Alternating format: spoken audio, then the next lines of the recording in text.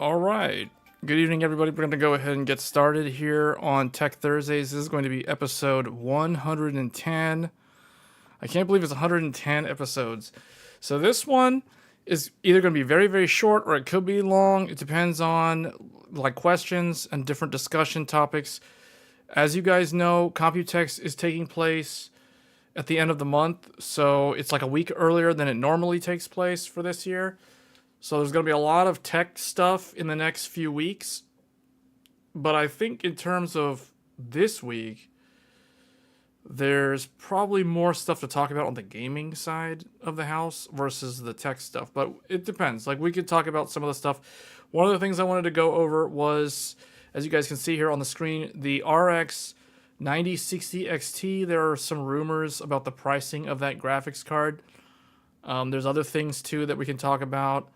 I was going to talk about the RTX 5090 and the power consumption on that card. For those of you that are going to use it for something like AI and possibly gaming, but I still kind of think that the 5090 is much better used for AI and, you know, more like semi-professional applications. I really think with the power consumption as high as it is, I don't think out of the box that's a good card to be running for just gaming. But we'll talk about that probably toward the end of the stream. But yeah, I'll give you guys some of my recommendations for the 5090 in terms of like how to actually use it if you want to use it for gaming. I really don't think that the card should have shipped with the power TDP or the power limit that it has out of the box. I think it should have been lower, and that's primarily for safety reasons, because by lowering the power limit you can avoid the potential of a melted connector, and you're only losing like 5% of the performance. So I kind of think that's a trade-off. Safety first, always. And I think with all the reports of the power cable being a faulty design, just a bad design in general, and during my own testing, I observed some very interesting things. There are a couple of videos that I did on that topic. This was more for the RTX 4090, but the 5090 is even worse, because it uses even more electricity at stock. So that is why we'll go over that, I guess, toward the end of the stream, if you guys want to hear my thoughts on the RTX 5090 after using it for a while. We will be covering it this weekend. But I will point out that we will be returning to the 9070 XT as our usual programming in the near future. So the 5090 is, in terms of my use for it, it's not really going to be used for gaming most of the time. Similar to the way I use the RTX 4090. Those of you that have been watching this channel for a while, you guys know that I also have the RTX 4090, and that is paired up with my Threadripper-based computer, and that is used for professional type of application workloads. So I rarely ever use the 4090 for gaming, and the 5090 will be a similar scenario. So you won't see a lot of Saturday or Friday streams with the 5090. We'll do a few of them, I guess, for now, but long term, expect to see the 9070 XT return as the primary gaming GPU for this year. So I guess, yeah, that's going to be the main thing at the back half of the stream.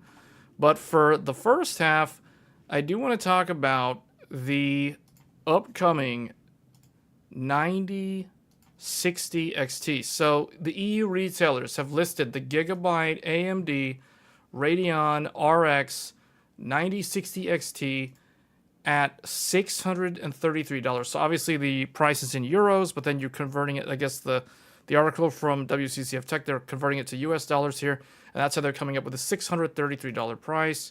And this is the EU retailers. ASRock also prepares both 8GB and 16GB variants. So the 9060 XT and the 9060 are they are the successor to the 7600 XT and the 7600. So remember, they're kind of realigning their product naming to make it more similar to NVIDIA. So a 60 class AMD is expected to be similar in performance as a 60 class NVIDIA product. So the 9060 XT will be similar to a 5060 Ti, and the 9060 will be like a 5060 in terms of performance. Similarly, we've already seen this with the 9070, which is similar to a 5070, and the 9070 XT, which is similar to a 5070 Ti. So AMD is now, they're kind of like one-to-one aligned with NVIDIA in the high performance and the mid-range of the market now. So previously, AMD, their numbers were kind of, I could see how someone who was only familiar with NVIDIA's naming scheme would get confused with AMD's naming, because AMD would have, like 7800, 7700, 7900, another 7900, and a third additional 7900. So I could see how that could get really confusing, because like literally 3 different 7900s would compete with 3 different NVIDIA cards. Like a 4080, a 4070 Ti, and a 4070 Super. So it's like that gets really, really confusing very quick for someone who's not familiar with AMD's naming. So they did redo it again for probably the 3rd or 4th time now. But it looks like there are already leaks on retailer websites in the EU on the price points for these cards. It looks like Gigabyte has a bunch of them. Asus, the Dual. Actually, that's not even never mind. That's the 7600. So the 9070 XT, the 9060 coming soon. Image not available. So yeah. Did you try undervolting your 5090? No. There's like something like stuck on my glasses. It's kind of weird. This gave me around 100 watt power savings. Now the only way to really, I don't know, there's like something like blocking the view on this. Anyway, the only way to like ensure stability with a graphics card like the 5090 is to actually reduce the power limit. And that's the only way to ensure safety also. And the reason is when AMD, Intel, NVIDIA... Wait, what? You need to see all the time that this got through in gameplay. Oh, wait, Computex? I'm confused on the comment. That's a placeholder price? Oh, we could talk about the teeth thing. I still don't have an answer to that, by the way. There is, like, something, like, on these glasses. I don't know.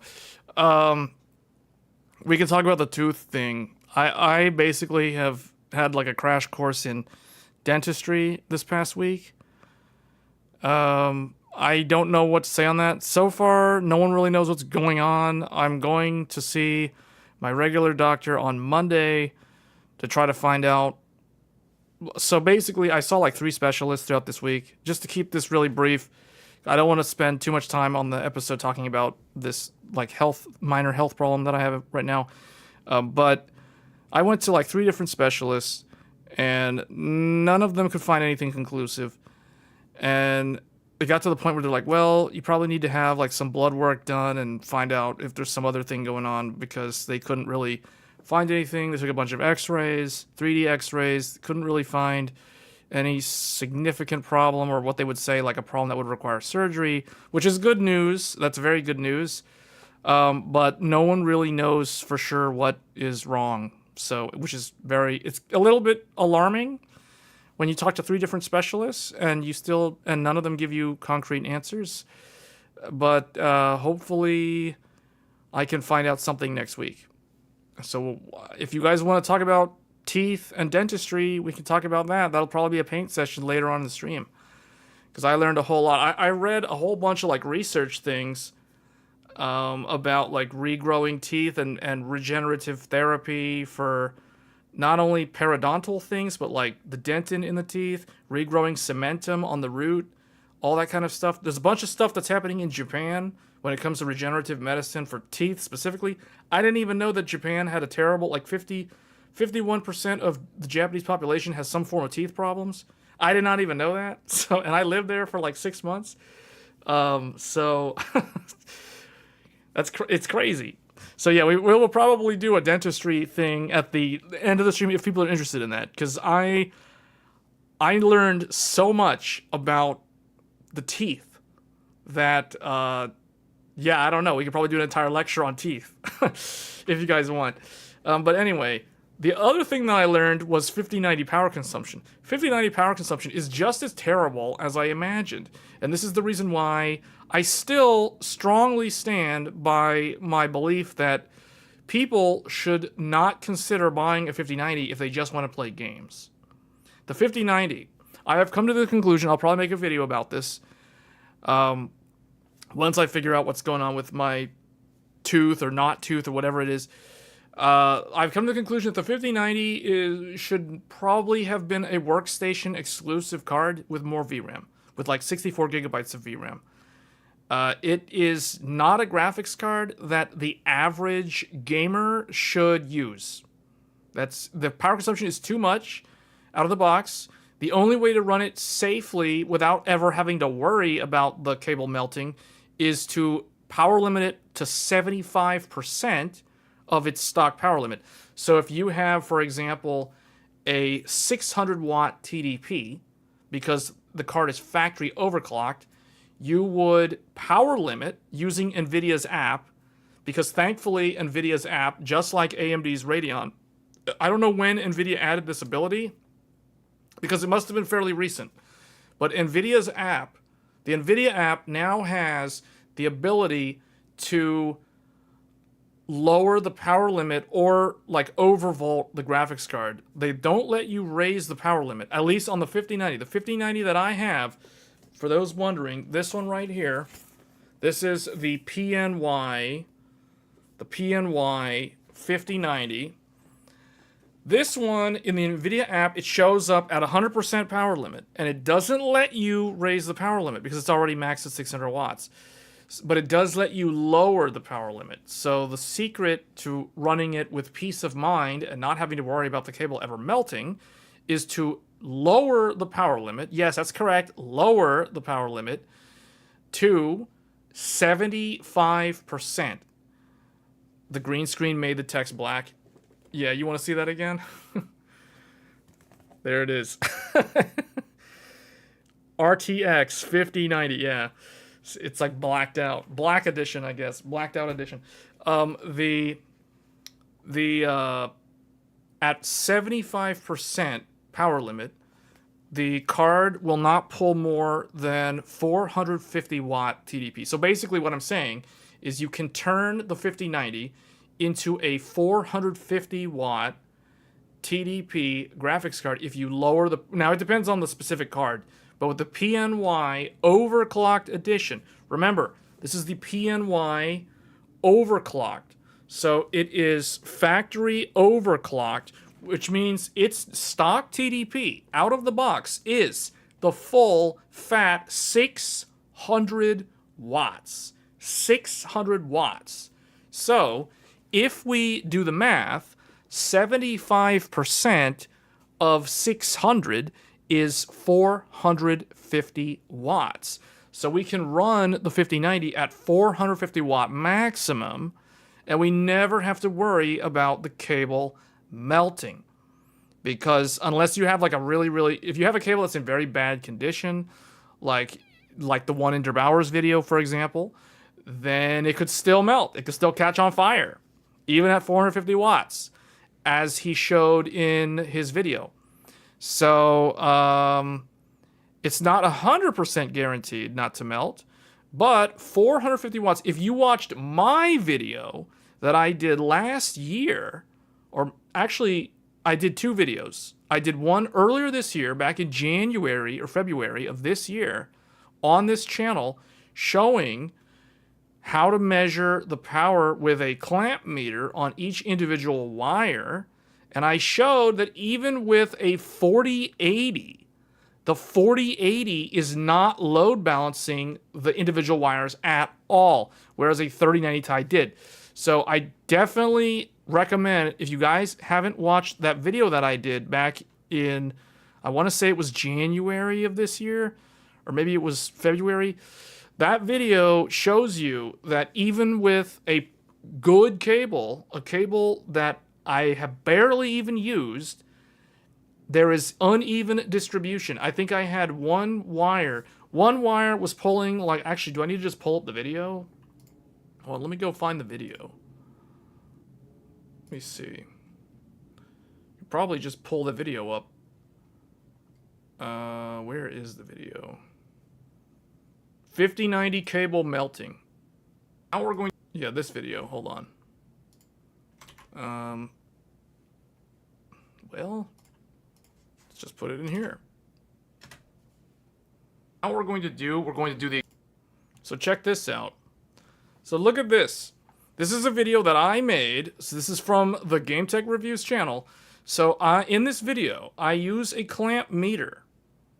And I show that even a 4080, or in this case a 4080 Super Founders Edition, even the 4080, which doesn't even pull that much power compared to a 4090, or let alone a 5090, the 4080 Super is just as bad at pulling uneven current distribution. So I use the clamp meter.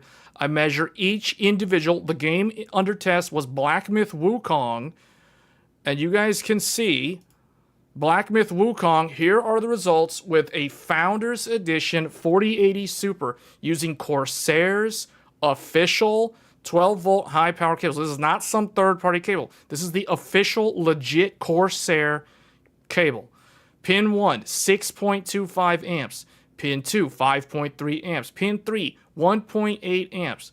Pin 4, 1. So if you guys haven't watched this video, go and watch the video, because this video shows you that even at a 4080 with a much, much lower TDP doesn't do anything in terms of safety. Like, there's literally no safety, because you guys can see pin 1 is pulling 6.25 amps. 6.25 amps. Now, later in the video, I show the RTX 30, the very rare RTX 3090 Ti, the legendary 3090 Ti. You can see the Founders Edition 3090 Ti, complete with the NVLink thing there, complete with the 12-volt high-power connector on there. And you guys can see the 3090 Ti uses significantly more electricity than the 4080. However, let's find the final. Okay, so here we go. So here are the results. The 4080 does not balance at all. You have pin 1 pulling 6.25 amps, and yet you have pin 4 pulling 1.67 amps. Then you have a 3090 Ti, and look at this. Here's the scary thing. This is what makes it even more dangerous. The 4080 Super is only pulling 264 watts. 264 watts, and yet you have one pin pulling 6.25 amps. Meanwhile, the 3090 Ti is pulling like 376 watts, and it's averaging a higher amperage per pin. However, the pins are significantly closer together. The variance, if we look at the range on the 3090 Ti is like 2 amps. The range on the 4080 Super is like 5 amps. So you guys can see a massive, massive difference in terms of the load balancing. This is the reason why the 5090 is so much more dangerous than the other graphics cards. Because can you imagine if this was 600 watts? What would happen to these individual wires with this connector? If you guys saw Der Bauer's video where he showed one pin pulling like 22 amps. 22 amps at 580 or 575 watt TDP. One pin, one wire was pulling 23 amps in that video. Imagine what will happen. And there you have it, folks. That is why the 5090 is a fire hazard just in people's homes, because there is literally no control over how it pulls the electrical current. It has one shunt resistor for all 6 wires, and there's no way to exert any control over any of them. It just pulls, and the wire that is the best performer is the one that's going to catch fire, because the ones that are in bad condition, like for example in this connector, pin 3 and 4, and possibly pin 6, these are the worst performers. Notice that like pin 3 and 4, 1.8 and 1.6. What does that mean? They have lower current versus the rest of the pins. That means that those wire number 3 and wire number 4 have higher resistance. And remember, electrical current will always favor the path of least resistance. So your better, more pristine wires are the ones that will catch fire and melt, because it is a curse. They are the best performers, therefore the electricity will favor them and more will go across them, and they'll end up breaking down and melting. So this video sheds a lot of light on this topic. I did another video last year talking about the 4090 and safety margin, and that is the reason why I strongly feel like 450 watts. Okay, in my video, now you definitely need to go watch the video, especially if you want to support the channel. So I'm not going to show that video because I've already kind of spoiled this one.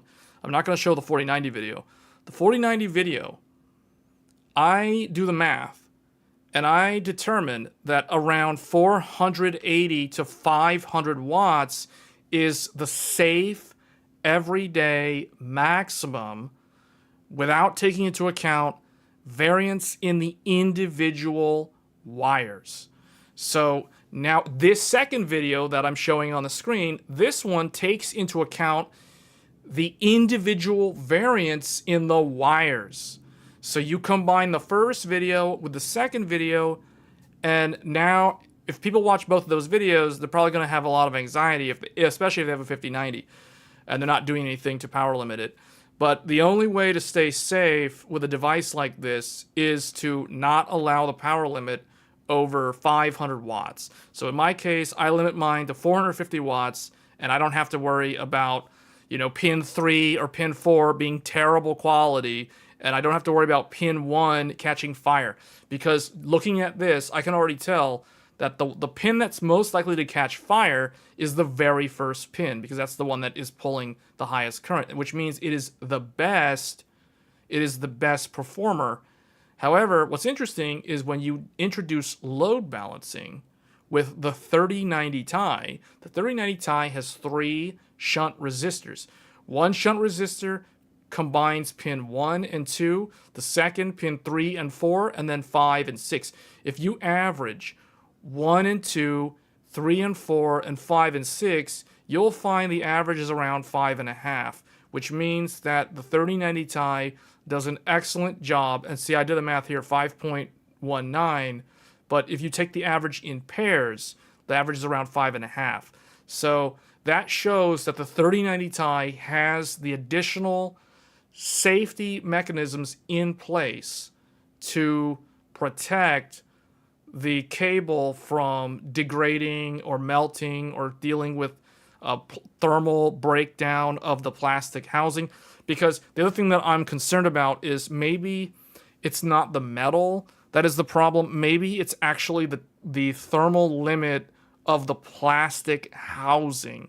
Because in all the instances where this connector melted, it was the plastic. If you look at all the videos where there's melted connectors, or even like the stories on Reddit, the images always depict melted plastic over where the metal contacts were, which means that the temperature is so high that the plastic ends up melting. And when the plastic melts, it's game over. And that's how it becomes a fire hazard. So I suspect that it's the plastic. It's high temperature for an extended period of time, resulting in plastic melting down and causing a failure and a potential fire. So the 3090 Ti basically prevents that from happening. So if someone has a 3090 Ti, they almost never have to worry about this issue, because you guys can see the 3090 Ti is able to balance it out across 3 different shunt resistors, 1 per 2 pair of wires. So here, let's do this. Here, let me grab this real quick.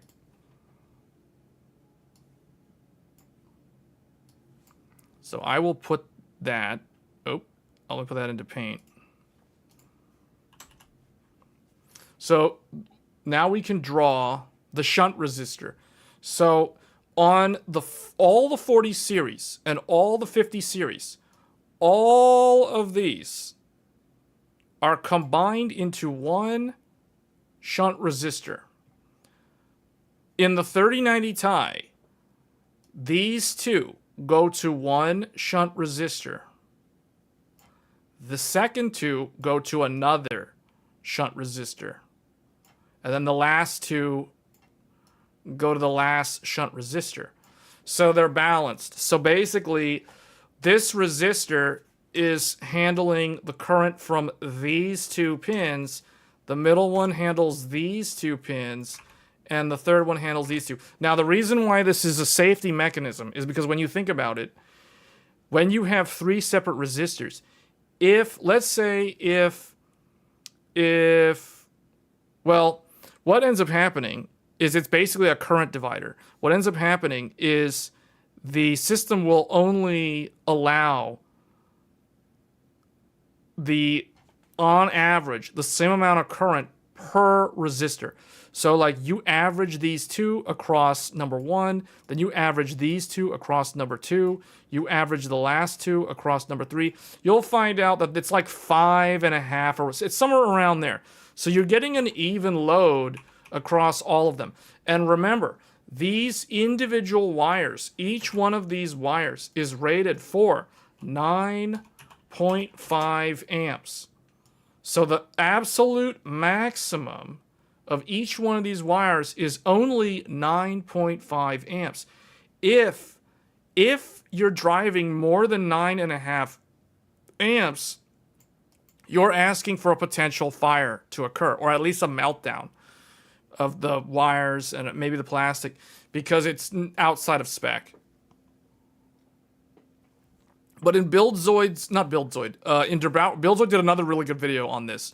But in Der Bauer's video, Der Bauer showed that one wire was pulling like 22 amps. He showed in the video that one of his wires was pulling 22 amps. And it was glowing. It was glowing on the thermal imaging camera that he was using to showcase the issue. So that is way over spec. That is much greater than the 9.5 amp maximum that the wire is rated to actually handle. So see, this is the problem. This is the problem. And there's no way for them to do anything about this unless the individual AIBs deviate from the spec. So like in the case of Asus, for example, with the Astral. The Astral, the only way to load balance is to use the Thor 3 with the Astral. So what does the Thor 3 do? How does it load balance that? That's interesting.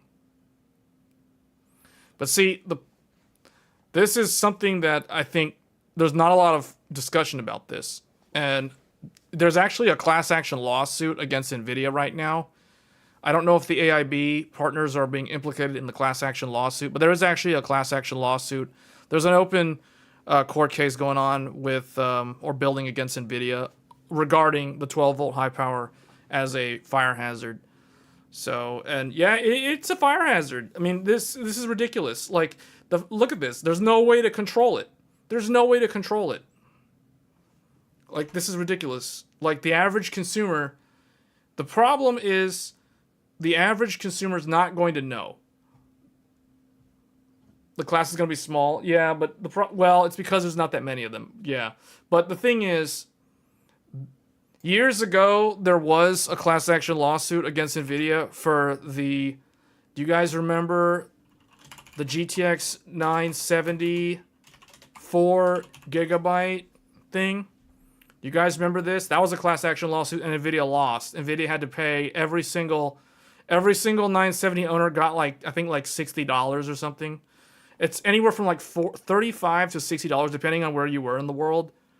Yeah, or actually, I don't know if it was global. I know that U.S. and Canadians got money in a payout due to this.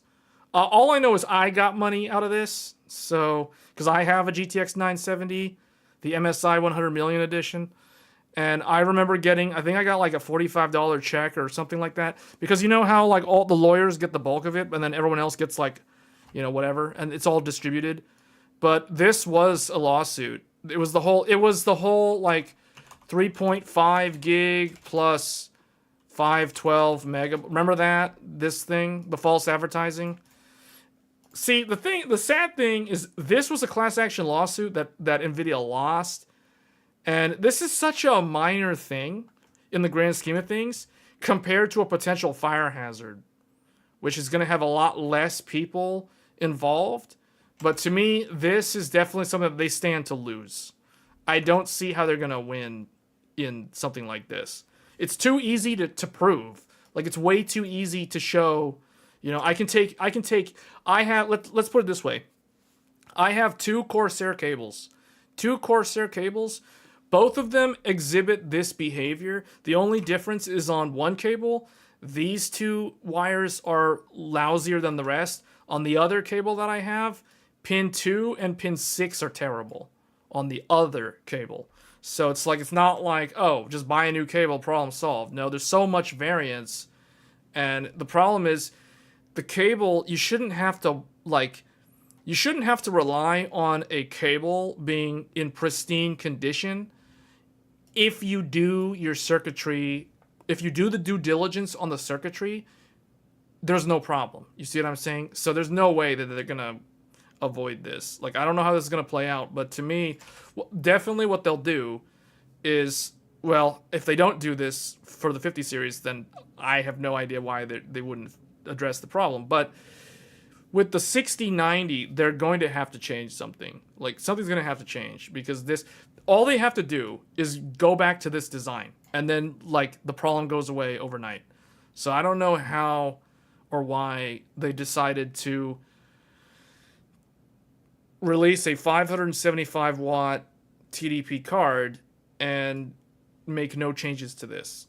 Because even with a 4080 Super with 264 watts, we can show that there's an uneven distribution. You know, like, I don't even want to think of like what it looks like on a 5090.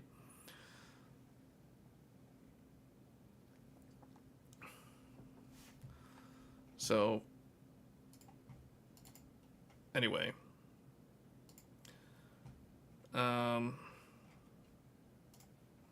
So let's change the subject here. In other news, here's something that shouldn't catch fire. So the next generation Xbox may be based on ARM Snapdragon. New job listing suggests. So that will be interesting to see if Xbox really does that. This would follow the narrative that Microsoft is drastically, or I guess rapidly, trying to abandon x86 if they can. Because Apple successfully made that transition. You have a bunch of Linux data centers where it's Linux under the hood, but the silicon is custom ARM-based chips. I'm talking about Amazon specifically, where they have also made the transition in certain parts of their network or their data center environment. And I think Microsoft is looking at duplicating that or replicating that in both consumer and enterprise. Because if Apple's able to do it, Microsoft is like, oh, if Apple can do it, then we can definitely do it too. And likewise, if Amazon can build a data center using ARM-based chips, I mean, why can't we? See, so they put a lot of effort into ARM or Windows on ARM, so it makes a lot of sense that they'd be trying to pivot away from x86, mainly because of power consumption savings. And that's all there is to it, the name of the game. But why they would move their gaming console to ARM Snapdragon, this to me hints that the next Xbox might be a handheld hybrid console that is very similar to the Steam Deck or the Switch 2, in the sense that it has relatively low power hardware that gets okay, acceptable battery life, but it also has the ability to have a docking station and turn into a full-blown console on the living room table in front of the big screen. So I have a feeling they probably want to do something similar to the Switch 2. And there were rumors several weeks ago now about Microsoft and Asus teaming up to make an Xbox handheld. So maybe this is part of that.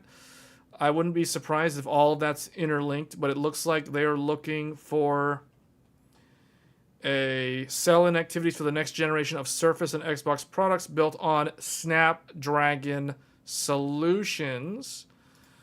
So that could be a console. It could just be Xbox software app on, all of Microsoft's Windows-based platforms. But it looks like the job is for Qualcomm, and it looks like Microsoft is partnering with Qualcomm to at least either R&D or potentially develop the next gen Xbox using an ARM-based platform. So really, really interesting if this plays out this way. There was also, it says this handheld, which should launch this year, is reportedly being worked on in collaboration with Asus. So this will be an interesting thing to see. There's also a PlayStation 6 handheld is rumored to be in the works alongside a home system that will be able to run PlayStation 5 games natively, which means it'll also run PlayStation 4 games natively, though it won't be as powerful as the current generation console. Okay.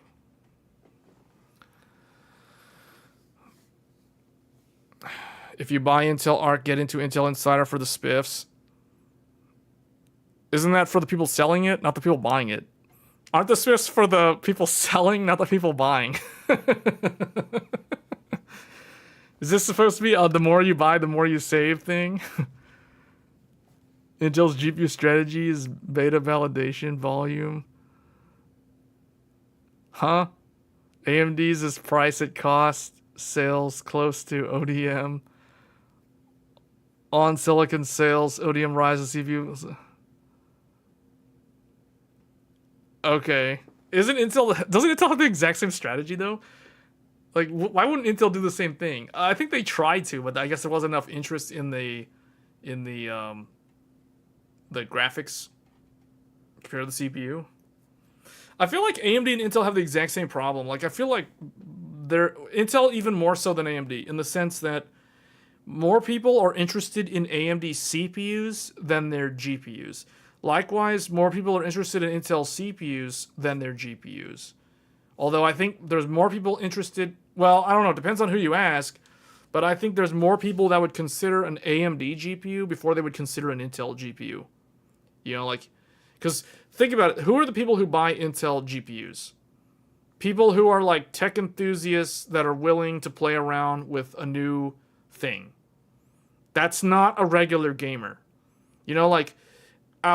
I'm thinking in my mind, 5 people that I know that don't care about building computers, but they like to play computer games. All they do is play video games.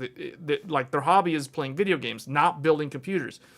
Those individuals, out of all of them, none of them would consider an Intel GPU, but all of them would consider an AMD GPU. See, that's what I'm saying. Like, I don't think a typical gamer, your average gamer, who doesn't know anything about technology, is going to even consider an Intel graphics card because they've never heard of an Intel GPU. Like, you know what I'm saying? So I feel like Intel GPUs are... Intel's strategy, let's reword that. Intel's strategy for selling their GPUs has to be non-standard, or they just have to like somehow partner up with ODMs to sell them, or like I guess SI system integrators and sell them that way. However, that never seems to catch on, and maybe there's a reason why the system integrators and the large OEMs who sell pre-builds, like the Lenovo Legion, for example, or the HP Omen, or the Dell Alienware, or your CyberPower PC, or your Origin PC. You know what I'm saying? Like these companies, there's probably a reason why they don't offer Intel GPUs, and I've wondered what that reason is. Because I can't buy an Alienware from Dell with an Intel ARC B580.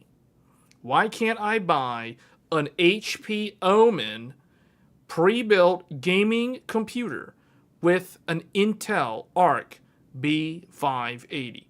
What is the reason for that? Can anyone answer that question? Safi's saying the informed buyer would consider an Intel GPU. Would consider an Intel GPU. Well, here's the thing. Like, the informed buyer. So that's someone like me. So I guess I am the informed buyer. I would consider Intel GPU, hence the reason why I have the Intel GPU. But let's be honest, I'm not actually going to use the Intel GPU as my primary GPU. Like, it's not, I'm not going to do it. It's just not going to happen. You know what I'm saying? Like, I have it, but I'm not going to use it exclusively for multiple reasons.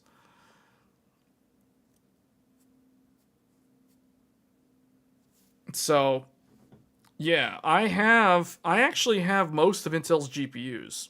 Most of them. Not all of them, most of them. So I've got the A770, I've got the A750, I have the A380, and I have the B580. So I currently have 4 Intel graphics cards.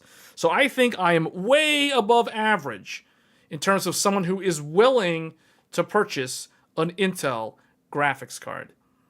Considering I have 4. Not 3, 4. So I can't go around saying I have 3 PS3s. No, I have 4 Intel Arc graphics cards. So I think I am like not the normal consumer though when it comes to wanting to buy a graphics card just to play computer games. You see what I'm saying? So that's why. Wait, so Mike is saying AMD is into CPU plus. What is BD bundle? ODM BD bundle. I guess you're talking about the full desktop. Oh, what's ORM? ORM. Intel accredits its market share solely to GTR sales. No, so Intel's trying to sell into enterprise, and I think that's the right approach. Actually, that's something I wanted to talk about. Let's go find that. If I can even find it. Hold on. Intel.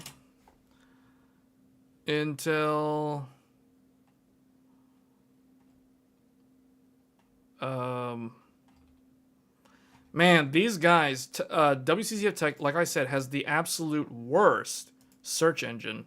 Like, it's so awful. 24 gigabyte Intel. This was like way back though. Like, why? This is like not okay. So yeah, something like this. Intel Arc 24 gigabyte. This is a December article. I swear there was a more recent article than this. Intel rumored to launch Arc Battle Mage. Yes, so there's a professional Intel graphics card that is supposedly going to include 24 gigabytes of VRAM. That could be good.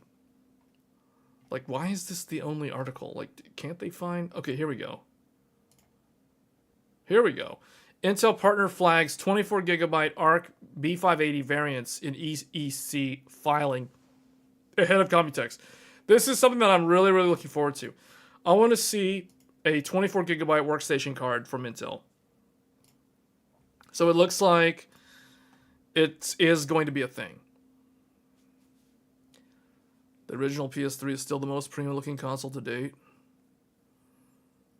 Really? I guess if you like Piano Black, I still kind of like the PS5. I think the PS5, the original launch PS5, I think is the nicest looking console.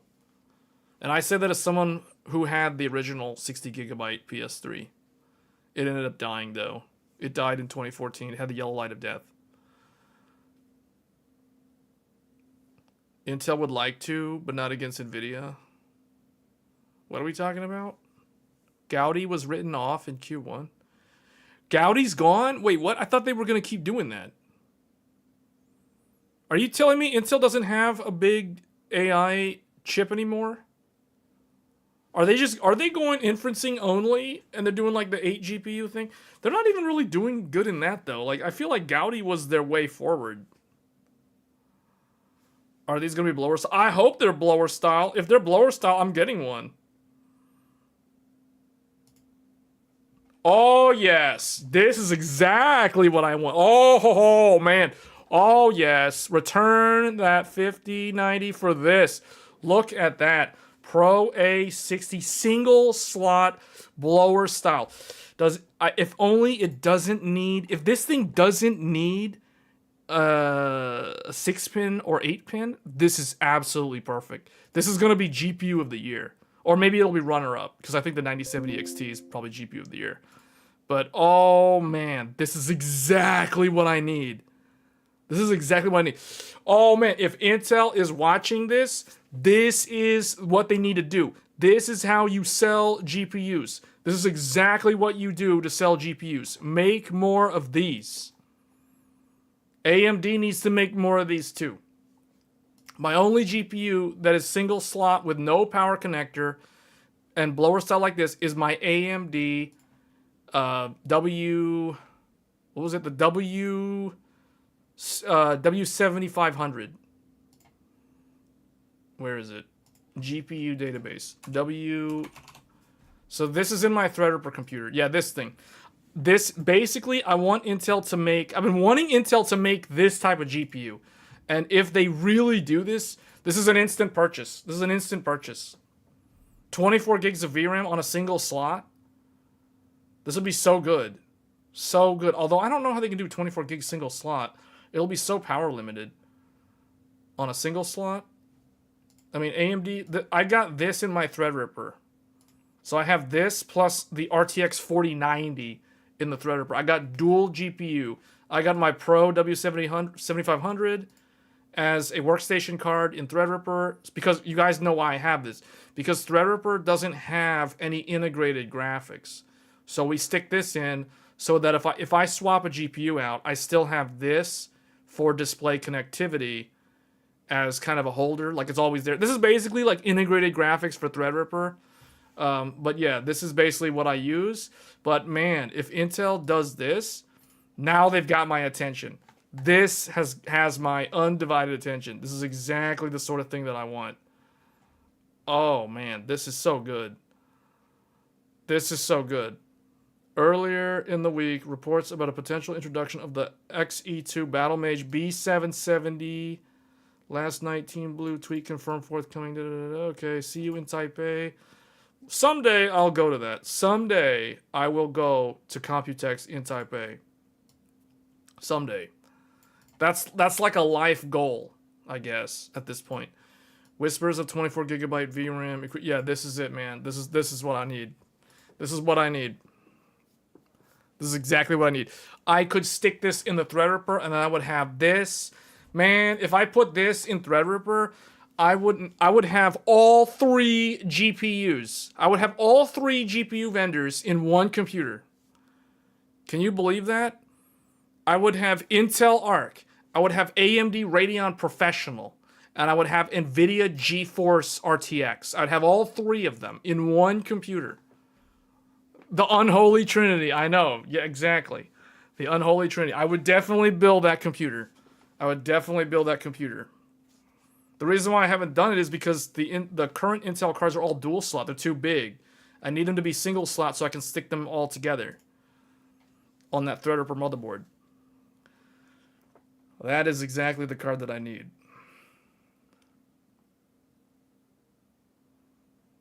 That is good.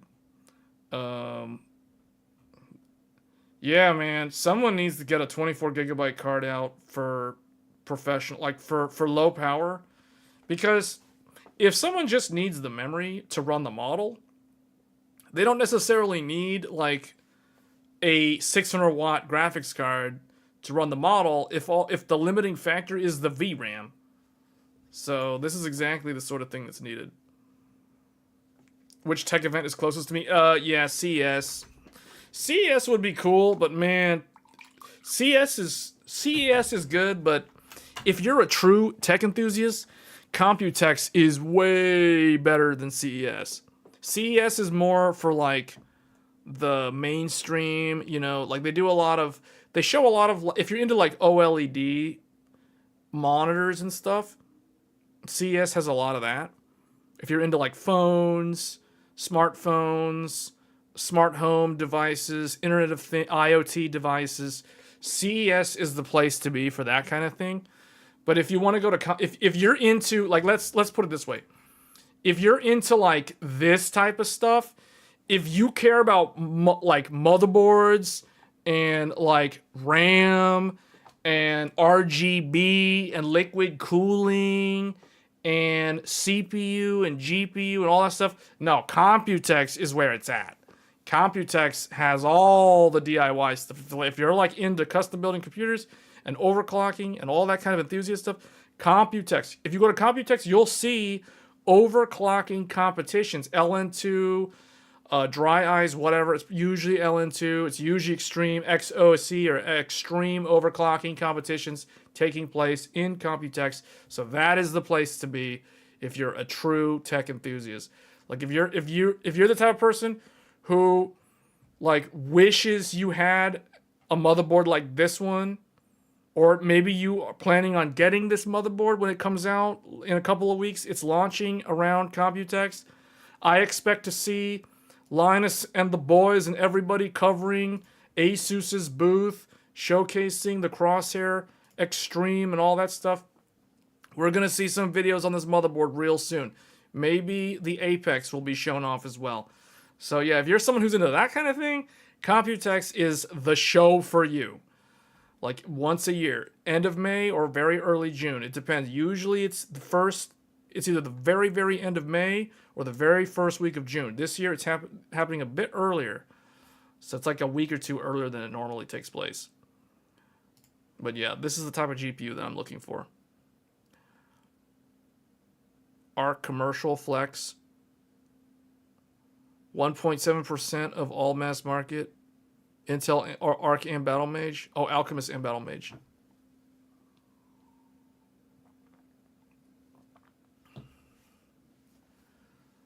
Yeah.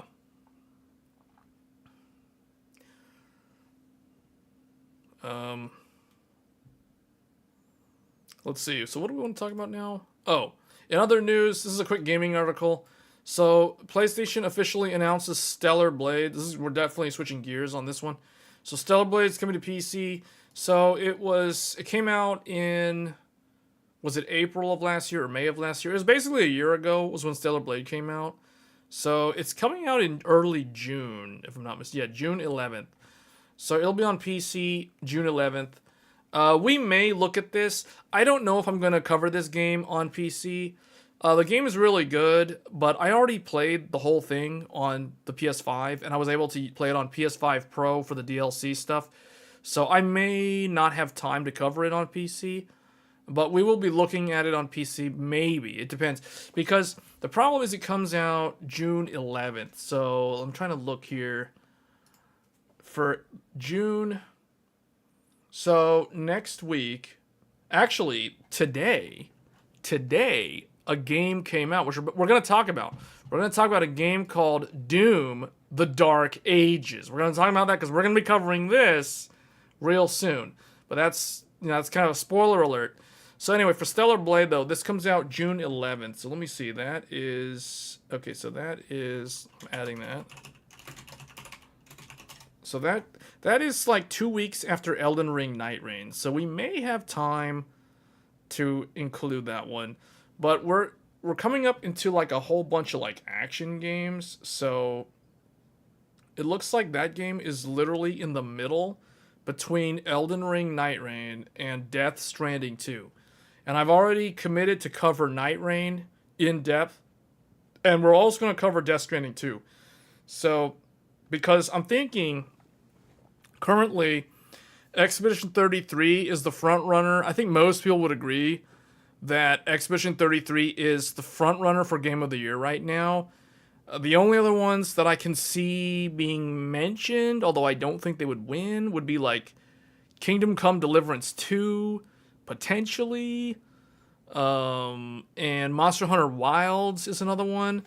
But neither one of those games had like an absolute positive reception. Like some of them, like Kingdom Come, there was too much comparing it to the previous game. And then Monster Hunter Wilds, people kept complaining about the performance of that game, especially on PC, but even on console it didn't perform that well unless you're on PS5 Pro. And even then, there was a lot of... Like, PS5 Pro relied so heavily on PSSR to carry that game. The only other one that I can think of that's probably going to be a Game of the Year contender is Death Stranding 2. So Death Stranding 2 is another one that I will be covering. So we will be doing some streams of Death Stranding 2. That game has the most complicated... Like, Death Stranding 1 has probably the most confusing story of all time. Like, I can't think of another game that the story is so convoluted and difficult to understand and has so many plot twists that, yeah, I mean, Expedition 33 had a lot of plot twists, but man, compared to Death Stranding, Death Stranding requires you to get a degree in understanding, like, video game story writing or whatever. At least Expedition 33 is still comprehensible. So...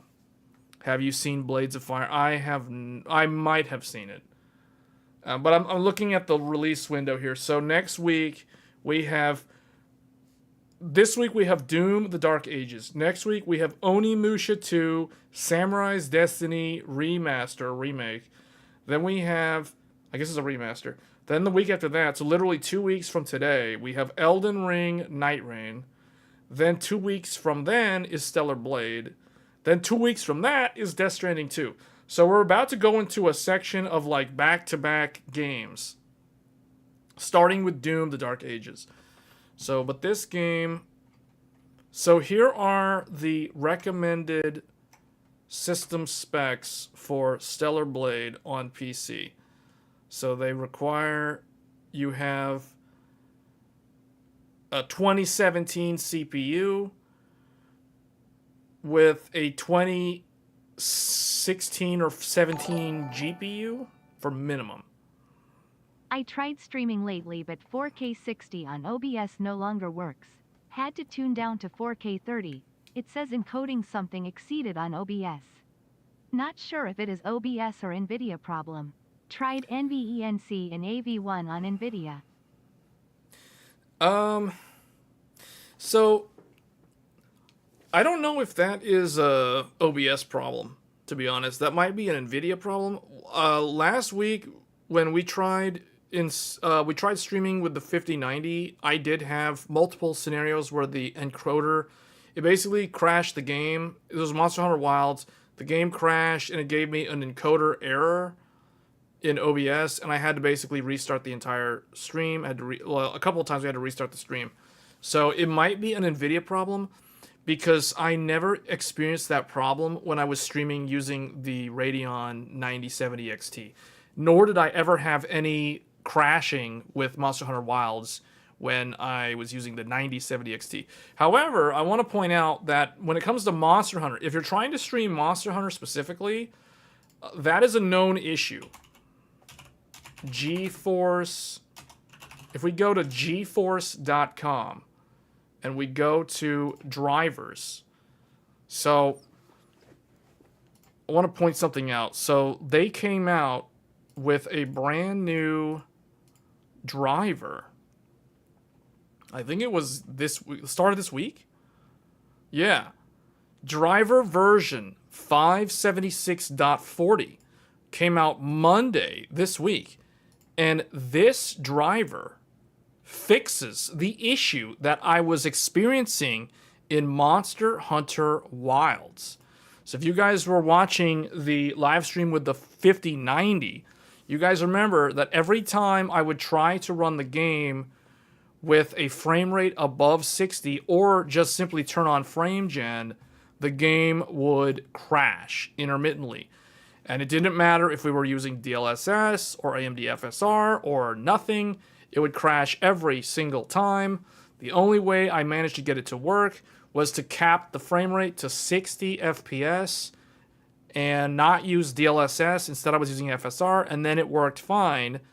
So I was able to do my entire weeklies that way. However, it's funny, it's like as soon as I got the 5090, all of a sudden they're like, oh no, we can't have him crashing in Monster Hunter Wilds. That is a bad look. We're not supposed to have driver issues. Now, I'm not saying that it's a coincidence. I mean, well, maybe it is a coincidence. But Monster Hunter Wilds issue with the NVIDIA drivers has been fixed as of this latest driver. And I can confirm, because I tested this new driver with the 5090, and the issue with crashing is resolved fully with this new driver.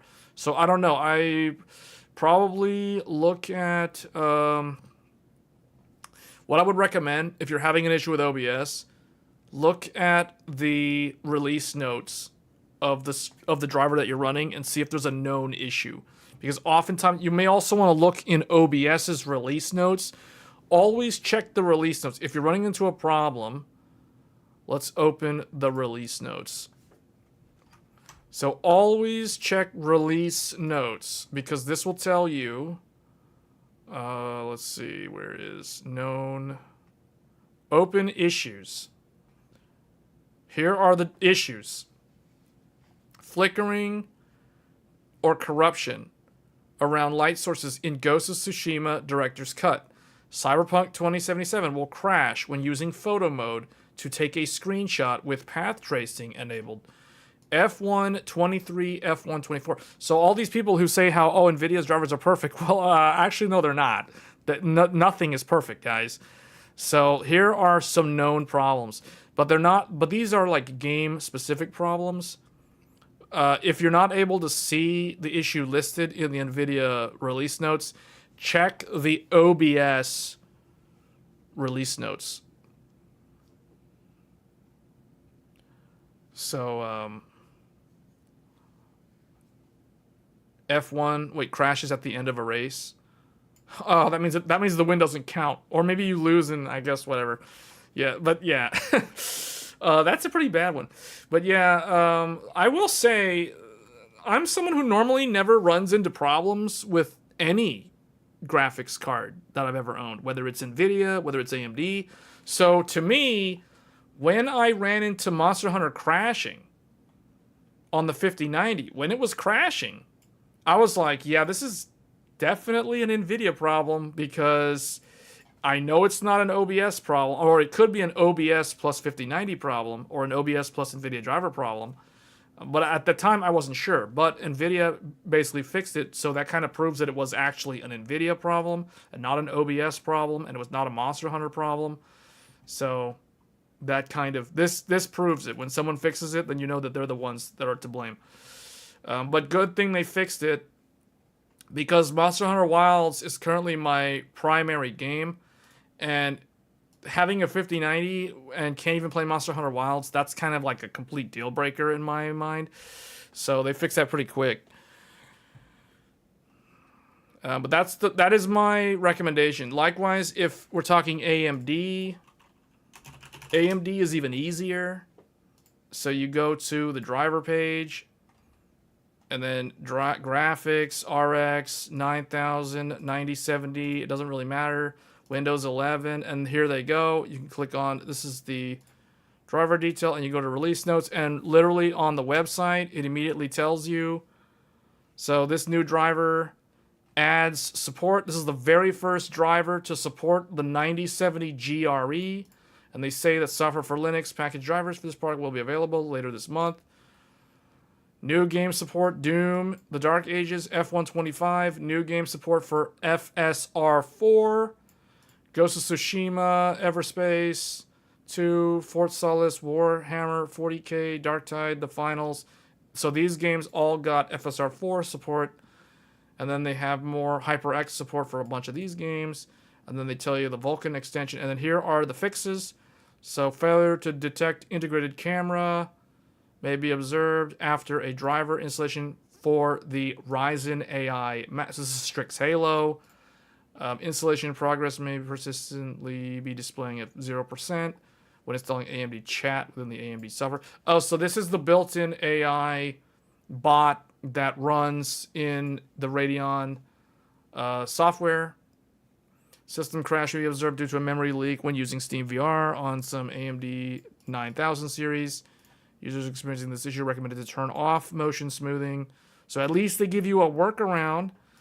Intermittent application crash or driver timeout may be observed while playing Metro Exodus. Okay. Application crash potential. Okay, so these three were fixed. Oh, these are all the fixes. And then issues. Issues. Stutter may be observed while playing games with some VR at headsets at 80 or 90. Refresh rate. So basically, guys, I mean, if you're a tech enthusiast, you already know how to do this. At least I assume so. If not, well, now you know how to check if an issue you're experiencing is a driver issue, if it's a known issue, or if it is an unknown issue, then it might not even be the driver. It might be something else. It might be some third-party software thing or whatever. But neither one is perfect.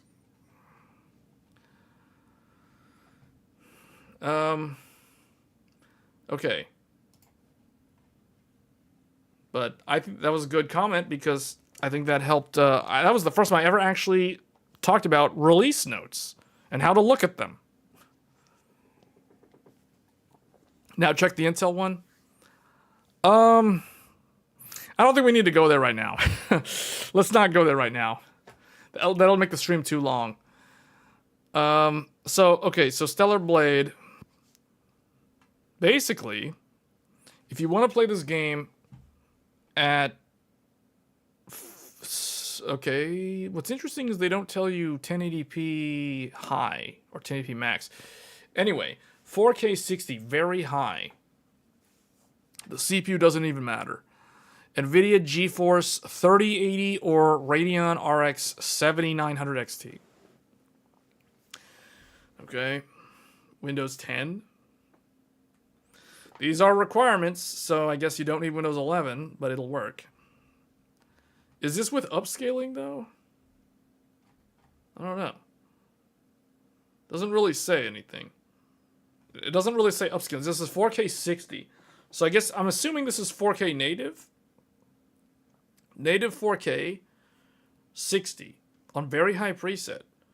Requires... So what's interesting is the... From recommended to very high, the game seems like it favors NVIDIA cards slightly. Well, I don't know about slightly.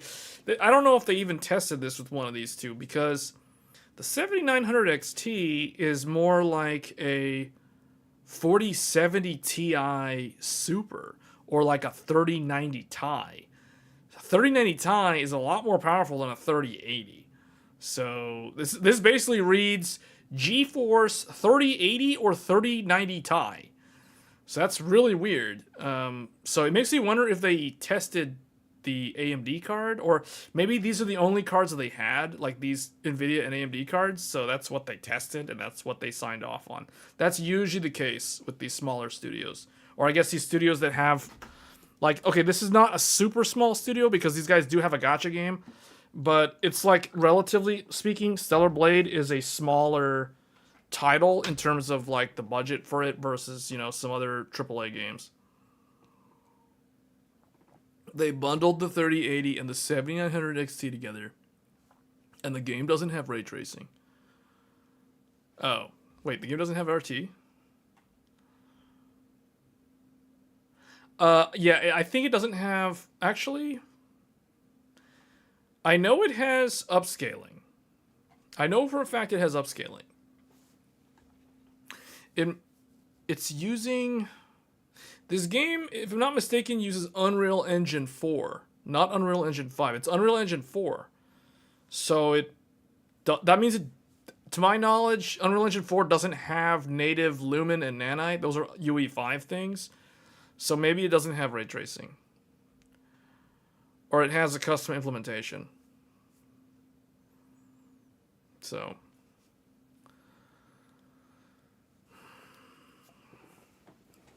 Intel is using parallel arrays for specific code acceleration. UE4 can have RT, but it's way harder than just toggling. Yeah, I know. That's what I'm saying. So they may not even have it. Because it may just be not worth the effort. For a smaller studio, especially since all they're doing is like really just porting the game from a console. It depends. I can't remember if Stellar Blade on PS5 had ray tracing. I want to say it did, but I can't remember. I know it had upscaling. I know that it had PSSR on the PS5 Pro.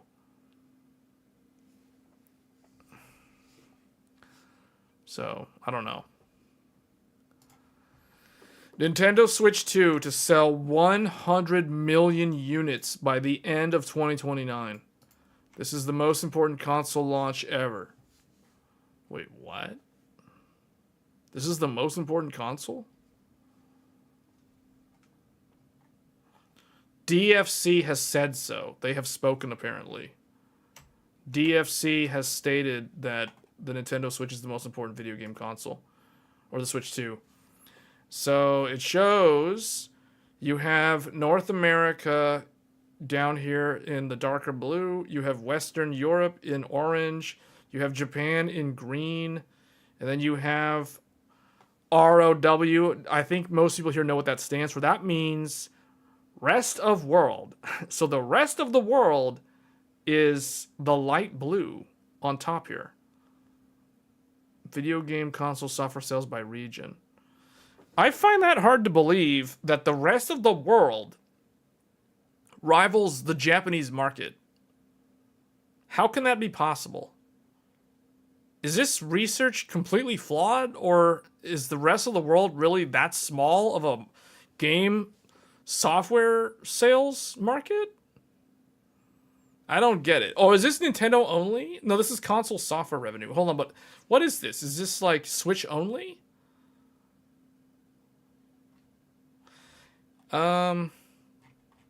So I guess this is a Switch. This is not like... Hold on. Yeah, Far East, though, Japan is estimated to see 25%. I think this is just the Switch. This is... Oh, I see what this is. This is the projected and measured revenue in millions by region. For what, though? For the Switch? I think the projected numbers are Switch 2. I don't know what this is actually reporting on. Maybe I should read the article. DFC believes Switch 2 could sell as many as 20 million units if the manufacturing can meet the demand. Hence the 16 million forecast. Following a delay of this, DFC thinks that Nintendo Switch 2 is even more critical for the industry, going as far as claiming that it's arguably the most important console launch ever. GTA 6 would have significant... Well, there's certainly a lot of pent-up demand for it, but I feel like... I don't know, for some reason to me, the impression I got of the Switch 2 pre-order bonanza, whatever you want to call it, like the mad rush to pre-order a Switch 2, was not as crazy as the PS5. I feel like the PS5, trying to pre-order a PS5 was significantly harder than trying to order a Switch 2. Maybe it's because the launch volume of Switch 2 consoles is significantly higher than the launch volume of PS5s. Maybe. That might be why. But I feel like there was more hype for the PS5. There was a lot of hype for the Nintendo Switch 2, but I don't know, the vibe that I got, like trying to pay attention to the whole, like all the news stories going on about it, but I feel like PS5 was way more hyped. Am I wrong in that understanding? Like Switch 2 versus PS5, I feel like PS5 had way more hype going into the pre-order. Going into the pre-order launch. Not the actual launch, the pre-order launch.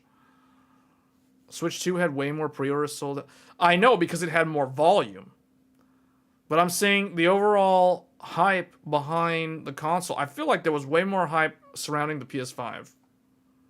The vibe that I got from like all the people trying to order one or pre-order one, it felt like there was a completely different feeling this time around compared to, maybe it's because people are more used to dealing with bots and scalpers, or I guess website retailers are more used to dealing with bots and scalpers compared to the way they handled the PS5 launch.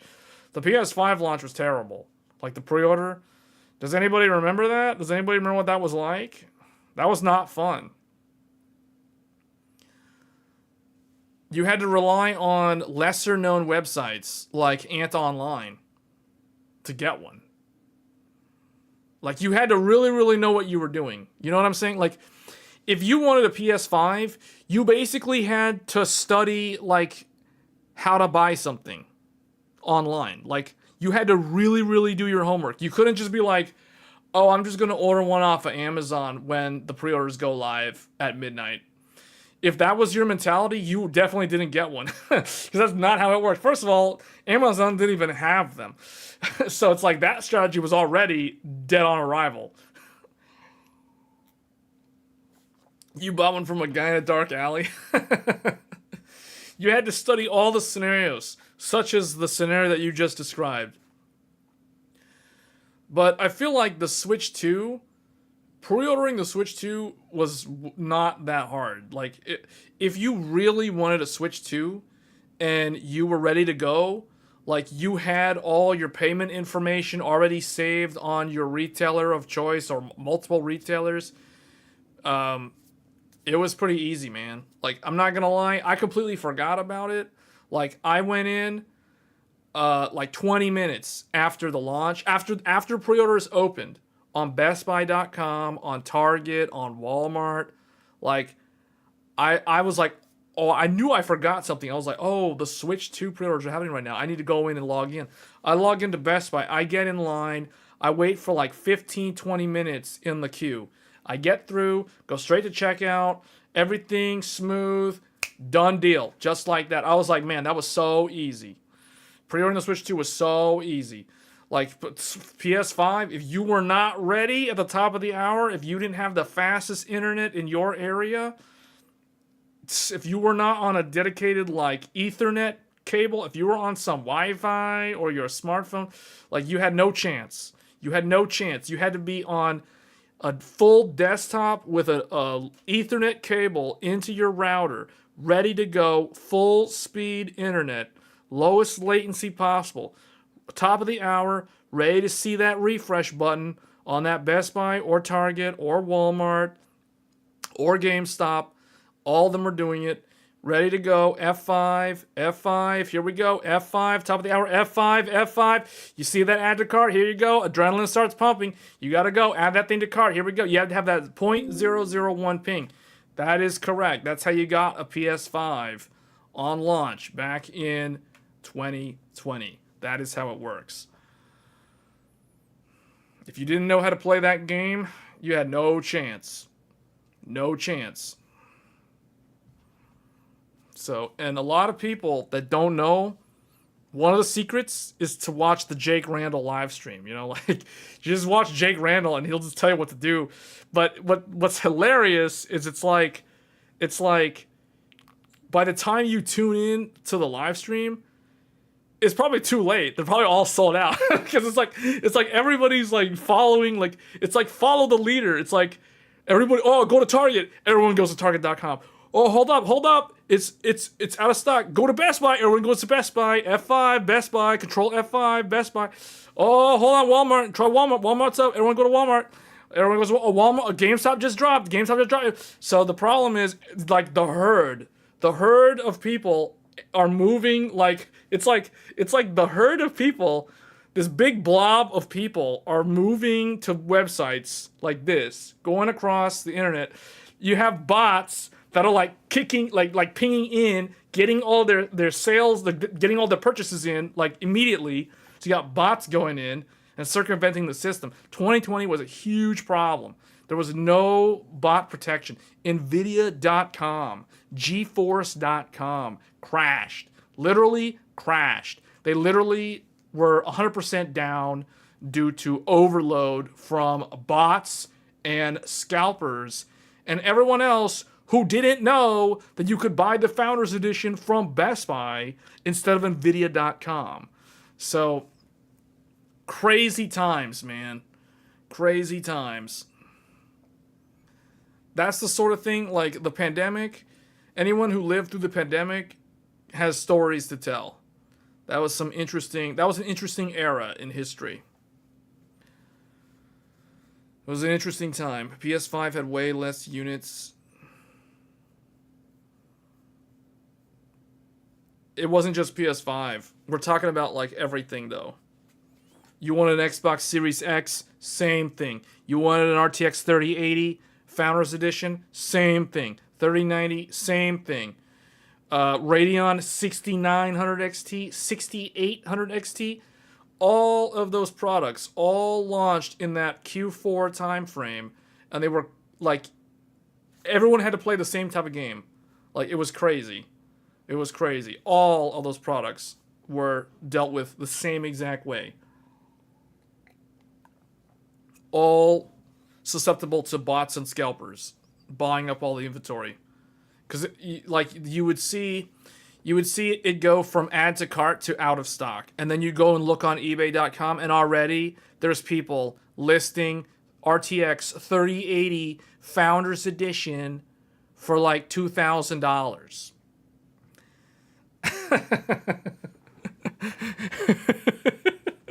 and those individuals making those listings didn't even have the card on hand yet. So anyway, I don't know if the Switch 2 is really the most important console launch ever. I don't really know if I agree with this statement. Maybe in terms of like the Steam Deck and the original Switch kind of tapped into this handheld market, or like reinvigorated the handheld market. Maybe the Switch 2 stands to really run away with it and really drive more interest into, or I guess, consoles as a platform will probably pivot to being hybrid style, meaning there won't be a traditional big box console that, like your PS5 and your Xbox today. I don't know if we'll see that type of form factor for consoles going forward. I think that consoles, in order to survive and differentiate themselves from PC gaming, from mobile, like phone gaming, smartphone gaming, like touchpad, iPad gaming, like in order to differentiate themselves from those platforms, they have to adopt this hybrid approach. So, meaning the Switch 2, with its docking station design, is probably going to become the standard that all future consoles follow. Even though this is literally just a evolution to the original Switch, which started the trend of having a hybrid console. But I think that the PS6, the next Xbox, most likely they're going to be some kind of hybrid design like this, where they have a docking station so you can still get your big screen, traditional, like, living room, game console, home theater experience. But they have the flexibility of also being a mobile device, like a laptop, like a portable gaming device. I really think that this is the way consoles will continue to survive. I don't see traditional consoles, living room consoles like the PlayStation 5 and the Xbox Series X surviving with a new successor that is literally just another version of the exact same console just with newer hardware. I don't really see that as a long-term viable strategy for the console platforms, because the console market, for those of you that are unaware, the console gaming market has been shrinking every single year since sometime in the PS4 era. So the PC gaming, if you take the gaming market as a whole, mobile gaming, so smartphones, is the number one largest gaming platform on the planet. So like smartphones is number one. Most people on the planet Earth game on a smartphone. They do log in, they do their dailies in their generic gacha game, and that's how most people play games when they think of gaming as a digital media or a digital form. The second largest market is the PC gaming market. The third is the console market. And the console market continues to shrink. The handheld market continues to grow. Smartphones market continues to grow. And the PC gaming market also continues to grow, although it grows a little bit slower than smartphones, because smartphones is like a really, really big.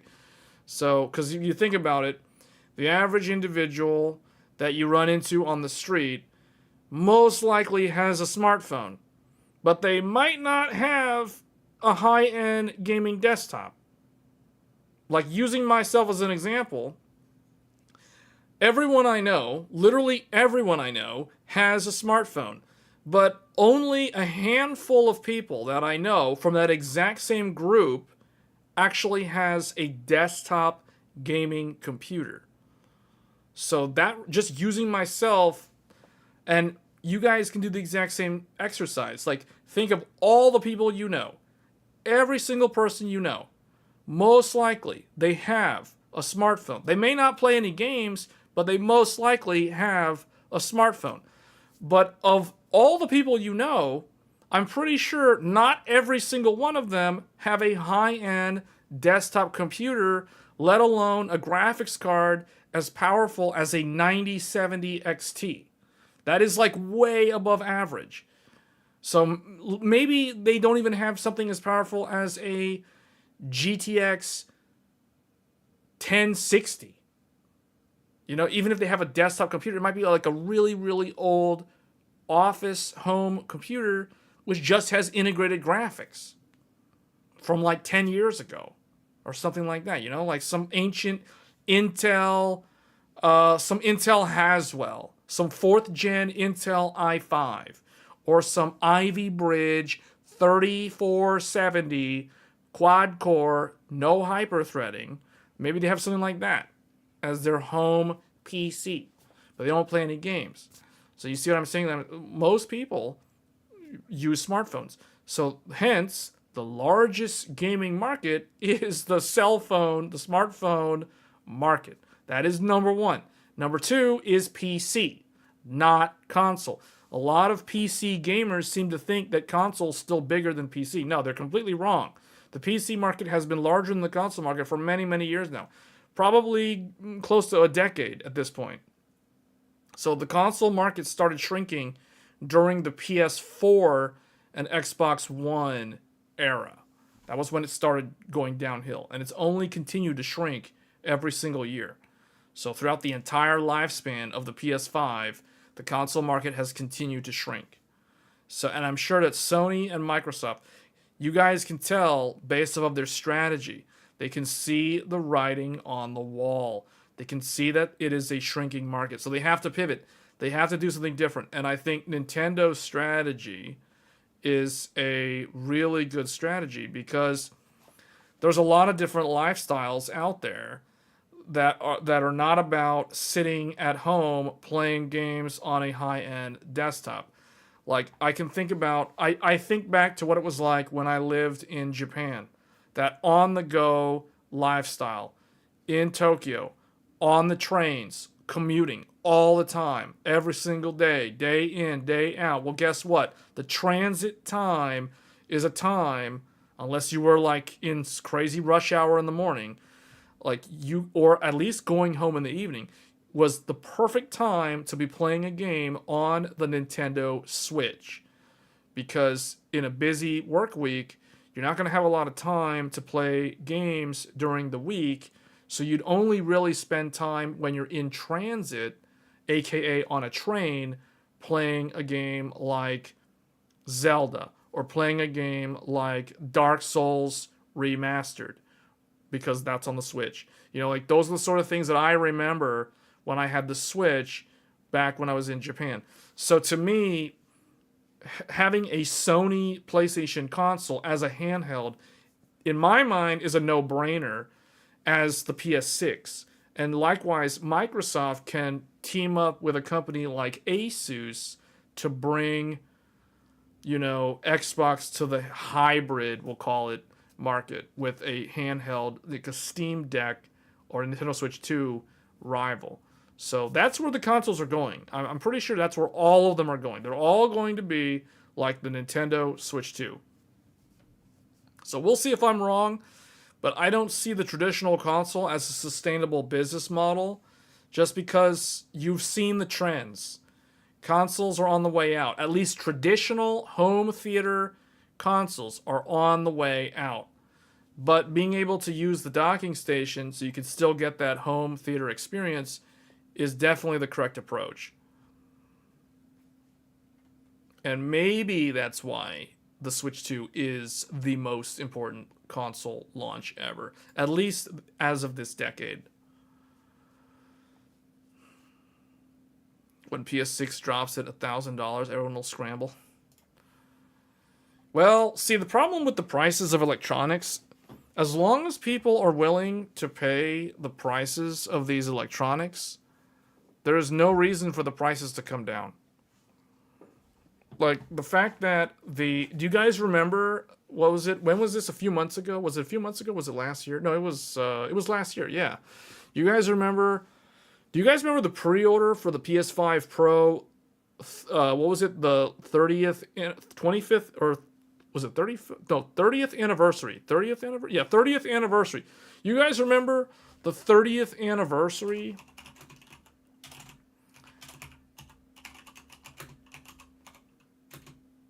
You guys remember this?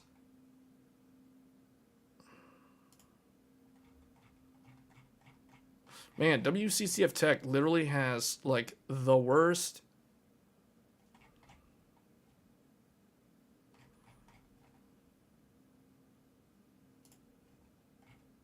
Not the Pro. These guys are so, like...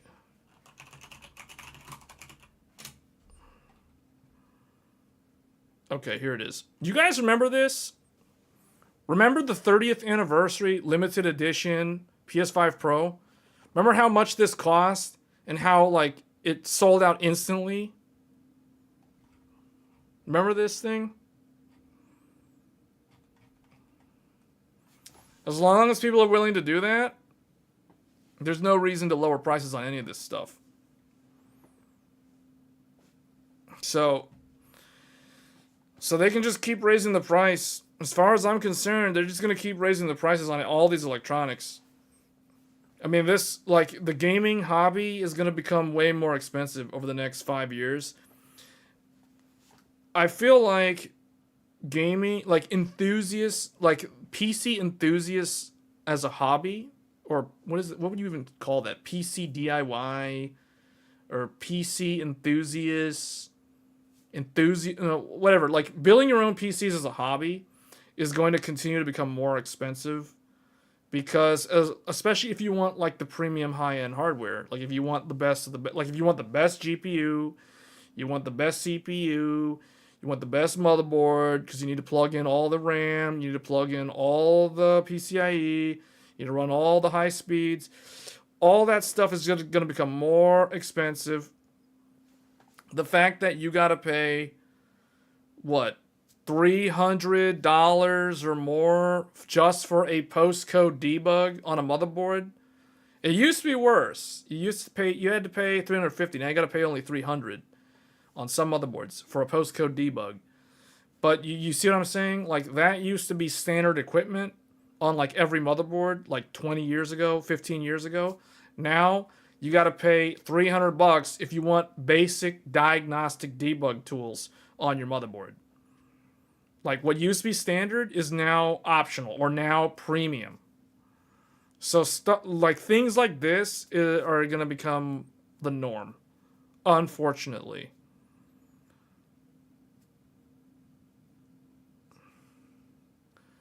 If not for exclusives, I wouldn't buy consoles anymore. So I probably wouldn't buy the next Xbox. Well, you're talking about games though. Software, I mean, yeah, that's. But I just think these platforms need to be more. They either need to become more like a PC, where they're literally just a Linux gaming box, like a Steam gaming box, or they need to become like the Switch 2. See, in my opinion, there's two ways that this goes. They either become hybrid like the Switch, or they become desktop PCs that don't use Windows. But you can use them as actual full PCs.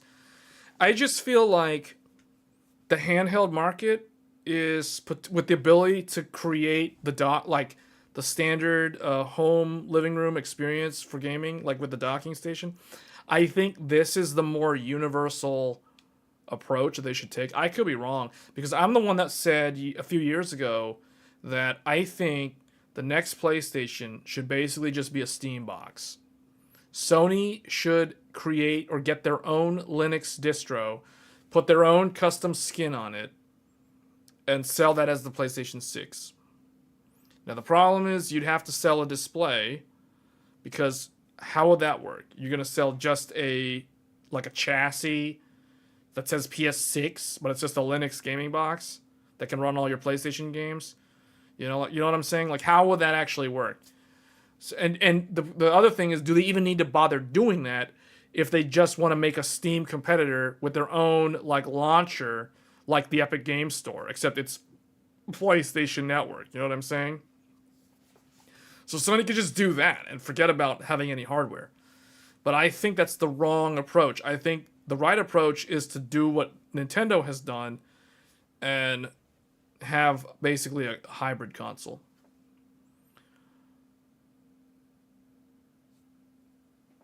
Sony should have been making a distro since. I feel like if Sony did that, Sony could have done so many different things. They could have made their own distro and popularized gaming on Linux. Can you imagine if a big name like Sony got behind supporting Linux as a PC platform as an alternative to Windows? Because that's the main reason why Windows hasn't had much growth in the normie and the gaming market.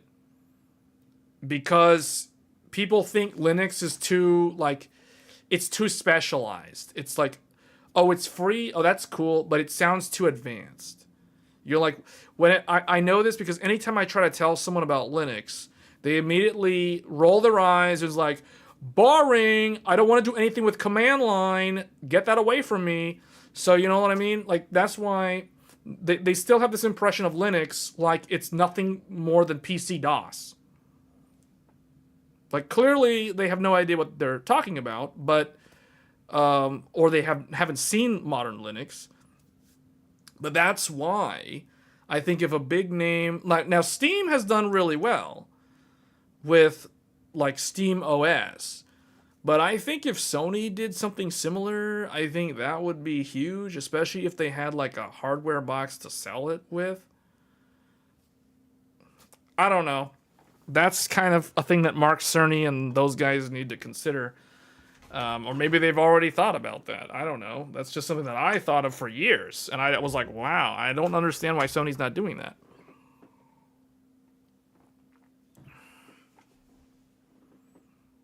But anyway. Yeah. So moving on. Hideo Kojima wishes Death Stranding 2 on the beach were more controversial. saying he's not interested in appealing to the mass market. Okay, well, I mean, that's one way to, I don't know, sell or not sell your game. He wishes it were more controversial.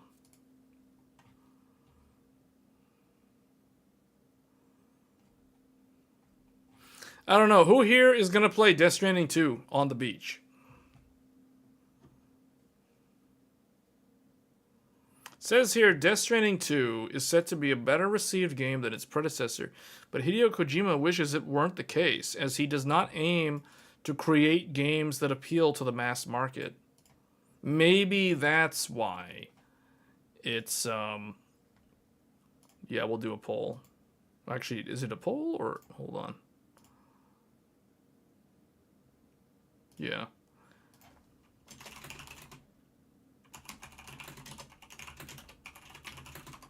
Okay, here we go. Are you getting Death Stranding 2? Starting the poll.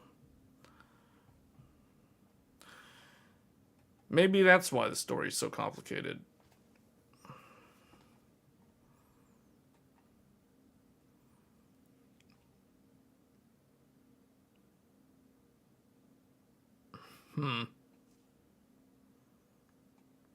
Yeah, we'll see. I'm not 100% sold on getting this game, but so far I am planning on getting it. You didn't play the first one? Looked like all you did was walk. Yeah, it starts off pretty slow. The game's kind of slow to pick up. Like the first 4 to 5 hours, it's kind of a slow burn, but it does have its moments in the beginning. Like, if you're someone who doesn't like scary games, you're probably not going to like Death Stranding. Death Stranding is an interesting game, now that I think about it. It was one of those games that almost had, like, Silent Hill elements to it. So if you don't like that, if you don't like to play games that raise your blood pressure and anxiety, you probably wouldn't like Death Stranding. But the funny thing about it is, so much of that game was, like, hide and seek from the enemies, or like fighting a boss. There was like a specific mechanic that you had to figure out, so it was kind of like puzzle bosses, sort of. I mean, you can try to like brute force it, especially in the later game. But Death Stranding, to your point, it looked like it was a lot of walking. Yes, and it was, especially in the beginning, because you didn't have any of the tools early on. You had to build the bridges, you had to use the ladders, you had to do all that stuff, figure out how to navigate the terrain. But I think what made that game unique is the story is very convoluted. So if you're someone who likes trying to figure out the mystery behind the game's story, if you're intrigued by how bizarre certain characters are, why they are the way they are, what's the subplot behind this other subplot that's somewhat related to the main plot. Like if you're someone who likes that, then I think you probably would have liked Death Stranding. Besides the fact that it was kind of a slow burn, especially in the first like 5 hours. Although the part where he has to deliver that corpse in the beginning, yeah, that really is an attention grabber. There's a part in that, we're not going to spoil it, but yeah, that game had its moments. Let's put it that way. It was a very cinematic game. What does he mean by mass market? I think when he, yeah, that's a good question. Says the legendary game designer revealed that the second entry. You know what? Someone told me that Kojima should stop making video games and should make live action series. He should direct like shows. Like Amazon Prime shows or Netflix shows. Somebody told me, this was a few years ago, that Kojima would be much better off making movies, film, TV shows. They say that he would be a lot better, like a lot of his stuff would be way more popular if he didn't do video games and instead did like TV or film. And the reason why, and I agree, because the thing is, I was thinking about when they told me that, I was like, well, I think of the Metal Gear games that he made though. Like the Metal Gear had really good gameplay. So it's like his games, at least his older games, had really good, like the gameplay was really fun and engaging. So I don't fully agree that he should stop making video games. But if he did decide to do that and start working on like live action TV or shows and stuff, I think he would be very successful at that. Because, you know, if someone were to like take all the cutscenes from Death Stranding and just string them all together into like a movie, it would probably be like a 5-hour movie or something. Or like, you know, like it could have been like a 12-episode miniseries. Kojima would be better at directing movie, yeah. Yeah, well, Metal Gear Solid 4 had like 30 hours of cutscenes or something. Yeah, that's what I'm saying. Like, it would, yeah, I don't know. Maybe Death Stranding, the first Death Stranding probably would be like 12 hours, 20 hours of just cutscenes. He can make CGI shows. Well, the reason why, I think, you know what, I have a feeling he's already thought about that, but I think he still likes creating games. Like, as that creative type, the guy likes the game aspect of what he creates. So I don't see him getting out of video games. I just think the main problem, if I had to criticize Kojima's work, I think that like other creators that have the big budget studio behind them and a lot of money backing them, I think they take too long to create their games. Like, I think, so Death Stranding was what, 2020 or 19 or something? Like, when was Death Stranding 1? What year was that? I don't remember. Was it 2019? Or was it 2018? I feel like it was a long time ago. Death Stranding release date. 2019, November 8th, 2019. So that's a PS4 game when it first came out. So this game comes out next month, end of next month. 2019 to 2025. Almost 6 years. Almost 6 years. It's like 5.5 years. So that's actually not that bad. I thought it was longer than that. For some reason, I kept thinking it was 2018. Okay. For some reason, I thought Death Stranding was like 7 years ago. Okay, so it was not that bad. But still, like 5 years with a big studio, all these production values. To me, 5 years is like the absolute maximum. GTA 6 taking as long as it takes to make is, man, no excuse. Like, that game should have came out like 4 years ago. Like, legit. There's no reason why GTA 5 came out in 2013. GTA 5 was a PS3 and Xbox 360 game. Think about that. That game came out at the very end of the PS3 era. Right before the PS4 and the Xbox One. And now, GTA 6 isn't even out. It got postponed for another year. It got postponed for another year. It's like, what?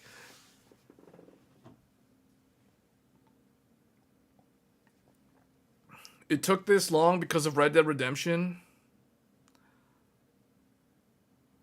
Why would the success of GTA Online delay GTA 6? At most, it would delay it by like 2 years. If a game takes if a game with a big name takes 6 years to come out, imagine, like you add 2 more years, that's still only 8 years. That's still only 8 years. That means it would have come out in 2021. 2021. That's the year before Elden Ring. 2021. What was in that year? 2021 was the year of like nothing. I think like Scarlet Nexus and the Ninja Gaiden trilogy on PC. That's what I think of when I think of 2021. Neo 2 on PC. Like, there was literally like nothing in 2021 in terms of games. So that would have been the perfect year for GTA 6.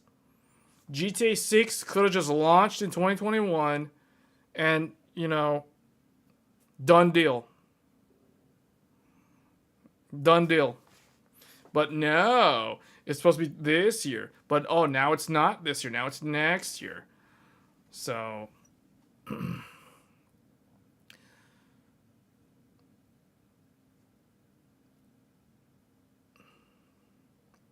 I don't know. I don't know what they're doing.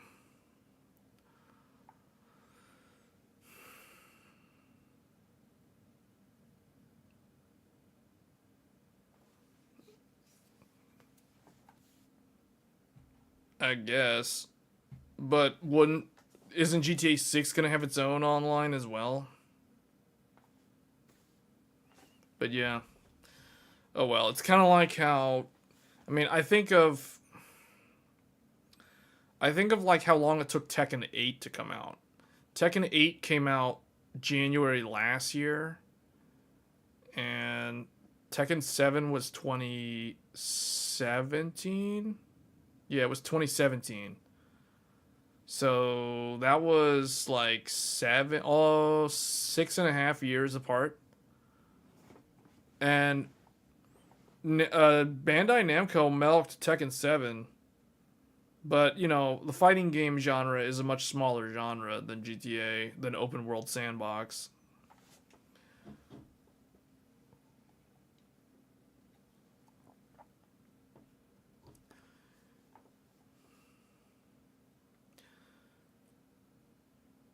Yeah, Tekken 7 did, well, Tekken 7 did take a long time. Well, not really. When you think about it, there was way more Tekkens between, so Tekken 6 was 2009. Tekken Tag Tournament 2, which is still probably my favorite Tekken game, was 2012. Tekken Revolution was their free-to-play live service fighting game. That was, I forgot what year that was, like 2013, 14, somewhere around there. And then Tekken 7 came out in 2017. So I wouldn't say that Tekken 7 was stuck in development hell, because they put out a lot of other games between Tekken 6 and Tekken 7. Tekken 7 didn't have any budget compared to previous titles. Oh. Is that why they shifted to UE4? Because they used to do their own engine, and I actually preferred the way the Tekken games look on their native, on the Namco engine. I didn't like the way it looked I didn't like Tekken 7 compared to like Tekken Tag 2. Tekken Tag 2 looked cooler, or it looked nicer to me than Unreal. Unreal was the, okay, yeah, that makes sense. That makes a lot of sense, because it was clunky. It was very clunky. The load screen would drop to like 15 frames per second. Doesn't matter how high end your hardware was, your load screen, the Versus load screen was still stuttery. Even with a 5090, you're gonna have stuttering on the load screen on Tekken 7. That's how you know it's a budget game.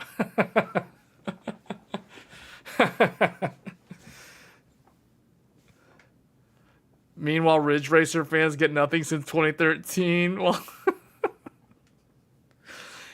isn't there a Ridge Racer coming to Nintendo Switch 2? Or is that like a Nintendo Classic? Or not Nintendo Classic, that's like a Nintendo Online thing. I'm pretty sure there's going to be a Ridge Racer on Switch 2.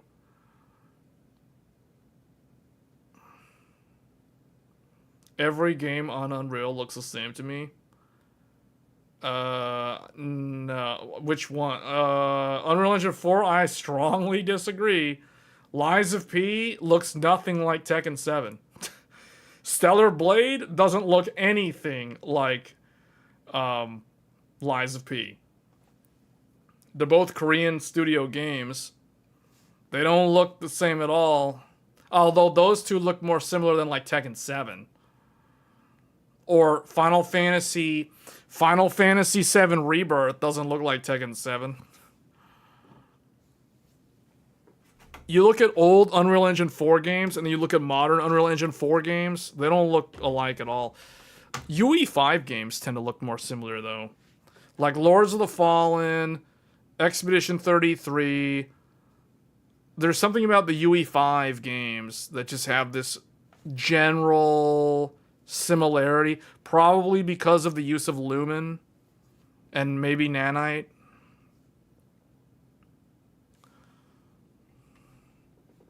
But I don't think UE4 games look alike. Yeah, Unreal Engine 5, yeah.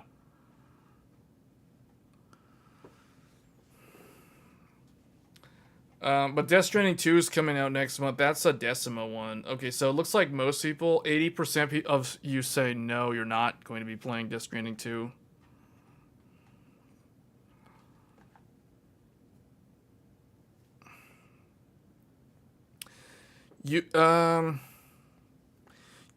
Give me an example of a U. Let's do some game stuff here. Hold on. Let me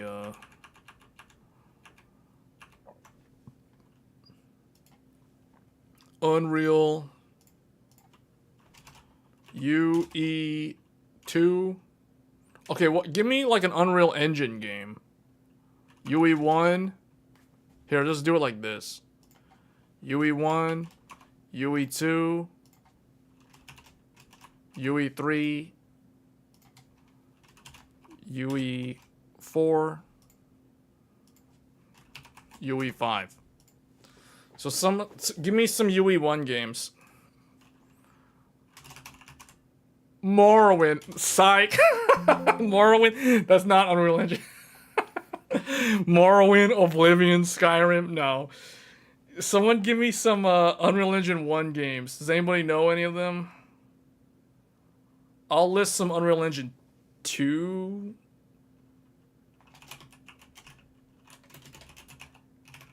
Unreal Championship was UE2. I'm pretty sure it was UE2. Unreal Championship 2. Unreal Championship 1. Those were oh man, we're gonna have to like spread these out. This is like way hold up. We gotta make these way more spread out.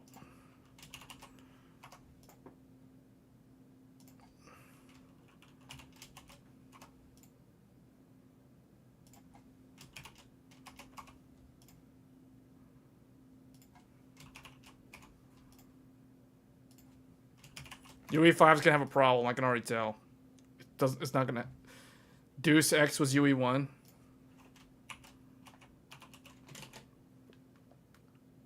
Killer is Dead was UE3.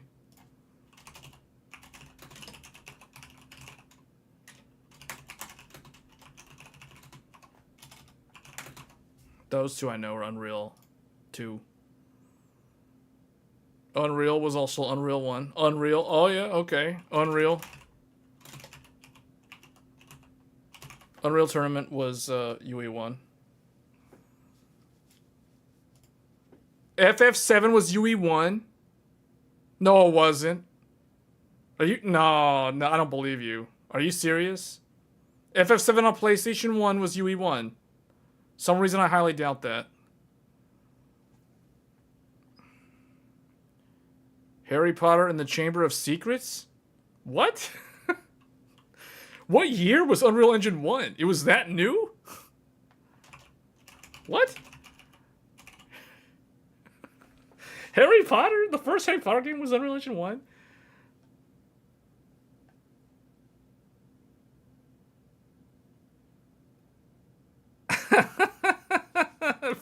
FF7 was Unreal Engine 1. I was about to fall out of my chair. What? What?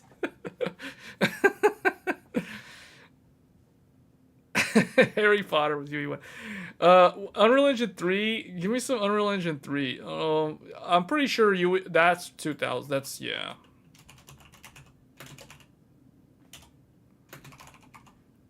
Yeah, that was definitely UE2. It could have been UE1, actually. I think this might have been UE1. Someone will have to check. But these I know for a fact were UE2. Because these are like my favorite, outside of Halo 2 on the original Xbox, these are my favorite shooters on the original Xbox. That's why those I know for a fact, especially this one.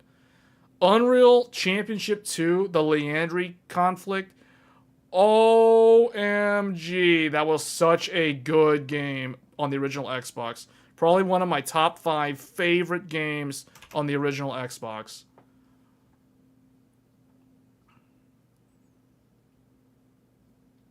Stellar Blade looks 10x better than Lies of P. Yeah, but oh, okay, those are UE4. Stellar Blade and Lies of P are both UE4. There's a lot. FF7, Remake, Rebirth, both of them are UE4. All of these are UE4.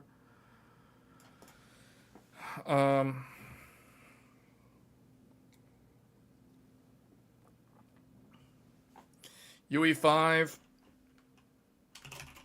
Lords of the Fallen, Tekken 8. What was that game that I literally played recently?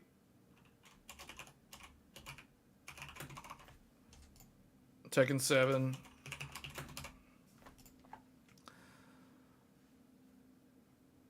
Was Hogwarts Legacy UE5? No, was that UE5? No. That was UE4, wasn't it? Wasn't Hogwarts Legacy?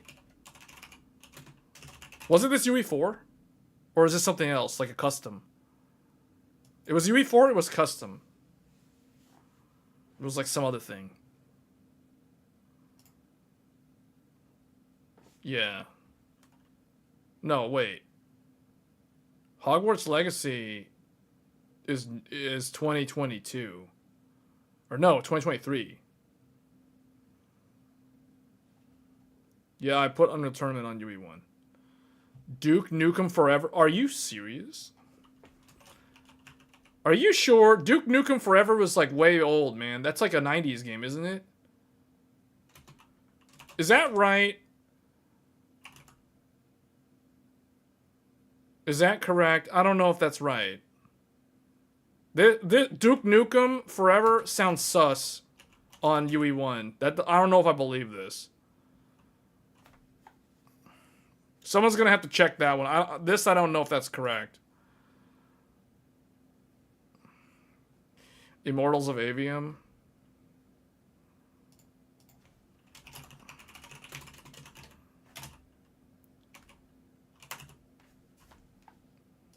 This one I know. I never played this one. Man, okay, we need to put some Unreal Engine 3. You need to give me some Unreal Engine 3. Doom 3 is Unreal Engine 3. What? Oh, Killer is dead?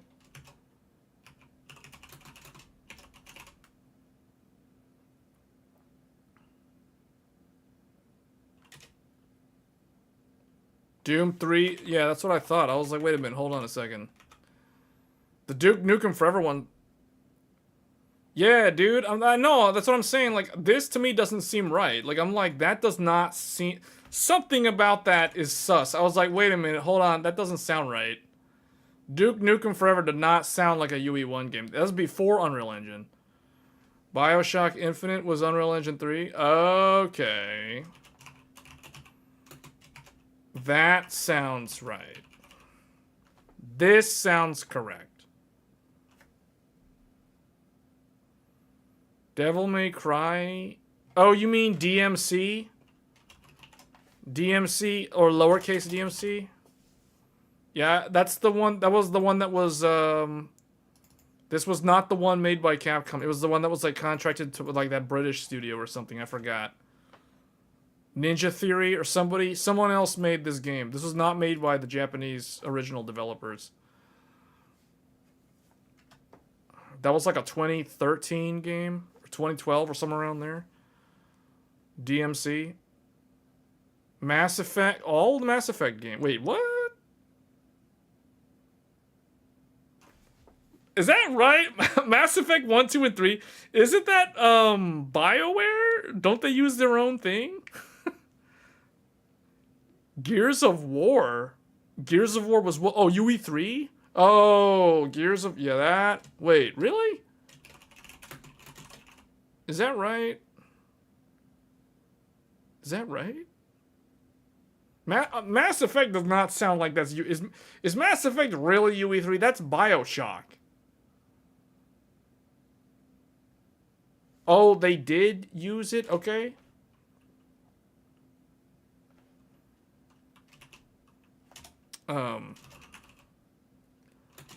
I could have sworn BioWare had like their own thing.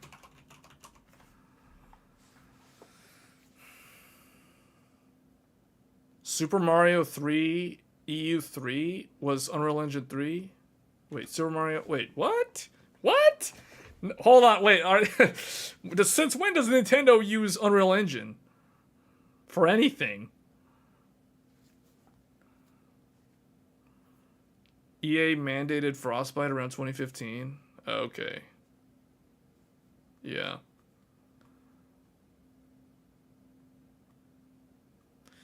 Yeah, this kind of makes sense. So, the general thing that I'm noticing here, this lines up with PS1.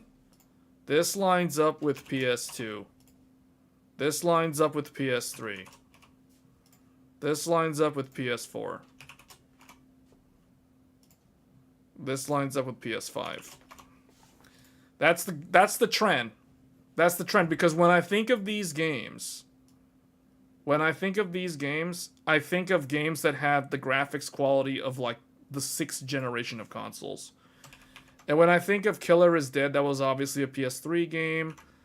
The DMC era, you know, like Gears of War was a 360 launch. Was it a launch title? I think it was. All the Mass Effect trilogy. That's definitely Xbox 360 era, so that makes sense. And then, even though these games came out like post PS5, like Remake was PS4, Tekken 7 was PS4. Most of the UE4 games were like PS4 era games. And then obviously we're in the PS5 era now, and you know, these games are all UE5 games. 50 Cent, yeah. Yeah, but same deal, right? Like it all kind of matches up. So it's almost like you can, if you want to think of like, if you want to just try to think of when a certain Unreal Engine was prevalent, think of what console was the dominant console generation of that era. So it seems like it's pretty easy to track Unreal Engine just by tracking the PlayStations. That seems to be the trend. Because it almost lines up perfectly when I think about it. Batman games. Yeah, and the Batman games, Arkham Asylum and all the Batman, most of those Batman games were all PS3 era games. Gears of War 1, 2, 3. Wait, the original Gears of War was also UE3? Because the original Gears of War and Gears of War 2 were on PS2, if I remember correctly.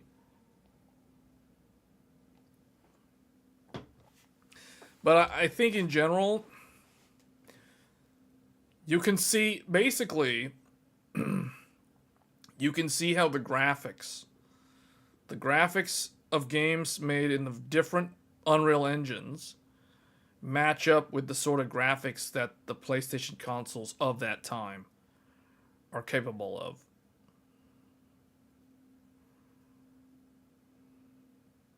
BioShock 1 and 2 were UE2. Yeah, I mean, so the BioShock games came out later. They were actually technically PS3 era. So there is overlap. But you have to remember also, when PS3 came out, PS2 didn't go away immediately. There were still games made for PS2 well into PS3's lifespan. Like Persona 4. Persona 4 came out way late in the PS2's life cycle. And there was some overlap with, like, Kingdom Hearts 2 was another example. BioShock 1 was out around the same time frame.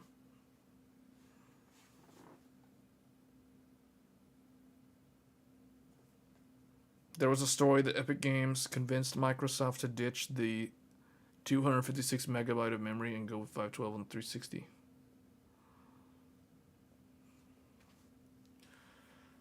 That was a good choice.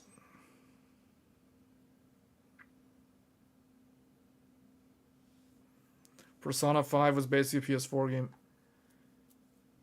Yeah, it was. It was. It came out on PS4.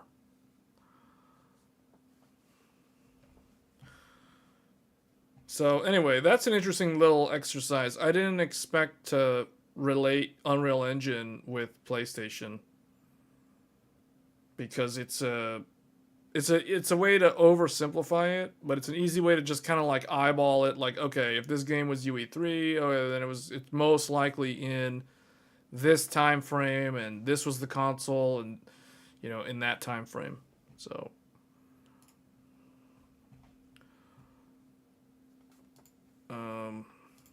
You see what else?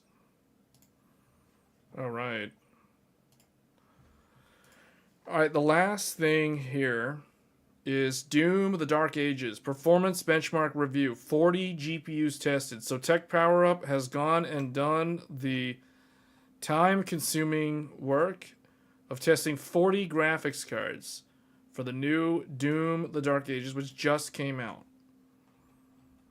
So, id Software, the legendary game studio behind the franchise, has been a pioneer in the FPS genre since the early 90s, known for its foundational work on titles such as Wolfenstein 3D, Doom, and Quake, now operating under Bethesda and the Microsoft-owned ZeniMax Media. They continue to work on their franchise. The PC version of Doom: The Dark Ages is built using the latest iteration of the id Tech engine, id Tech 8. So this is definitely not UE5, which is newer than what we've seen in Indiana Jones, which uses an updated id Tech 7. Oh, this is interesting. Just like previous iterations of the engine, id Tech 8 uses the Vulkan API, not DirectX, unlike virtually all games on the market. The Dark Ages supports high frame rates, ultra-wide displays, and extensive graphical customization. That most likely means that it was natively made for PC. Just like Indiana Jones, the game only runs with ray tracing capable hardware. So, this game is one of the few games out there that requires ray tracing capable hardware. Advanced upscaling options. What that means is you cannot use a 1080 Ti. You cannot use a 1080 Ti to play this game. Advanced upscaling options such as DLSS, FSR, and XESS are included, and there's support for frame gen from both vendors. What about Intel's frame gen? Because they've got frame gen too. This review, notice it said both vendors. I assume they mean these two, like Intel's always the third one, the odd one out. But they have a frame gen too, just saying. This review will evaluate the performance of Doom across a wide range of contemporary graphics cards. Contemporary graphics cards, meaning no professional graphics cards, no workstation graphics cards, no Quadros, no Radeon Pros, none of that stuff. No 24 gigabyte Intel Battlemage cards, no. Compare image quality settings and analyze the game's VRAM to provide... All right, it's all about VRAM. Okay, here we go. Okay, screenshots. That's a lot of screenshots. All right, here we go. The graphics settings, they were using a Dell 30-inch monitor. Dell U3011. So, real quick, what type of monitor is that? Dell U3011. This is a 30-inch Dell Ultra Sharp. It's an IPS with CCFL. This is not an LED monitor. This is a 1600p monitor. This sounds like it's like an old monitor. What is this? This is a monitor from 2011. What are they doing playing Doom the Dark Ages on a 16 by 10, 2560 by 1600? What? This is the monitor they're using? What?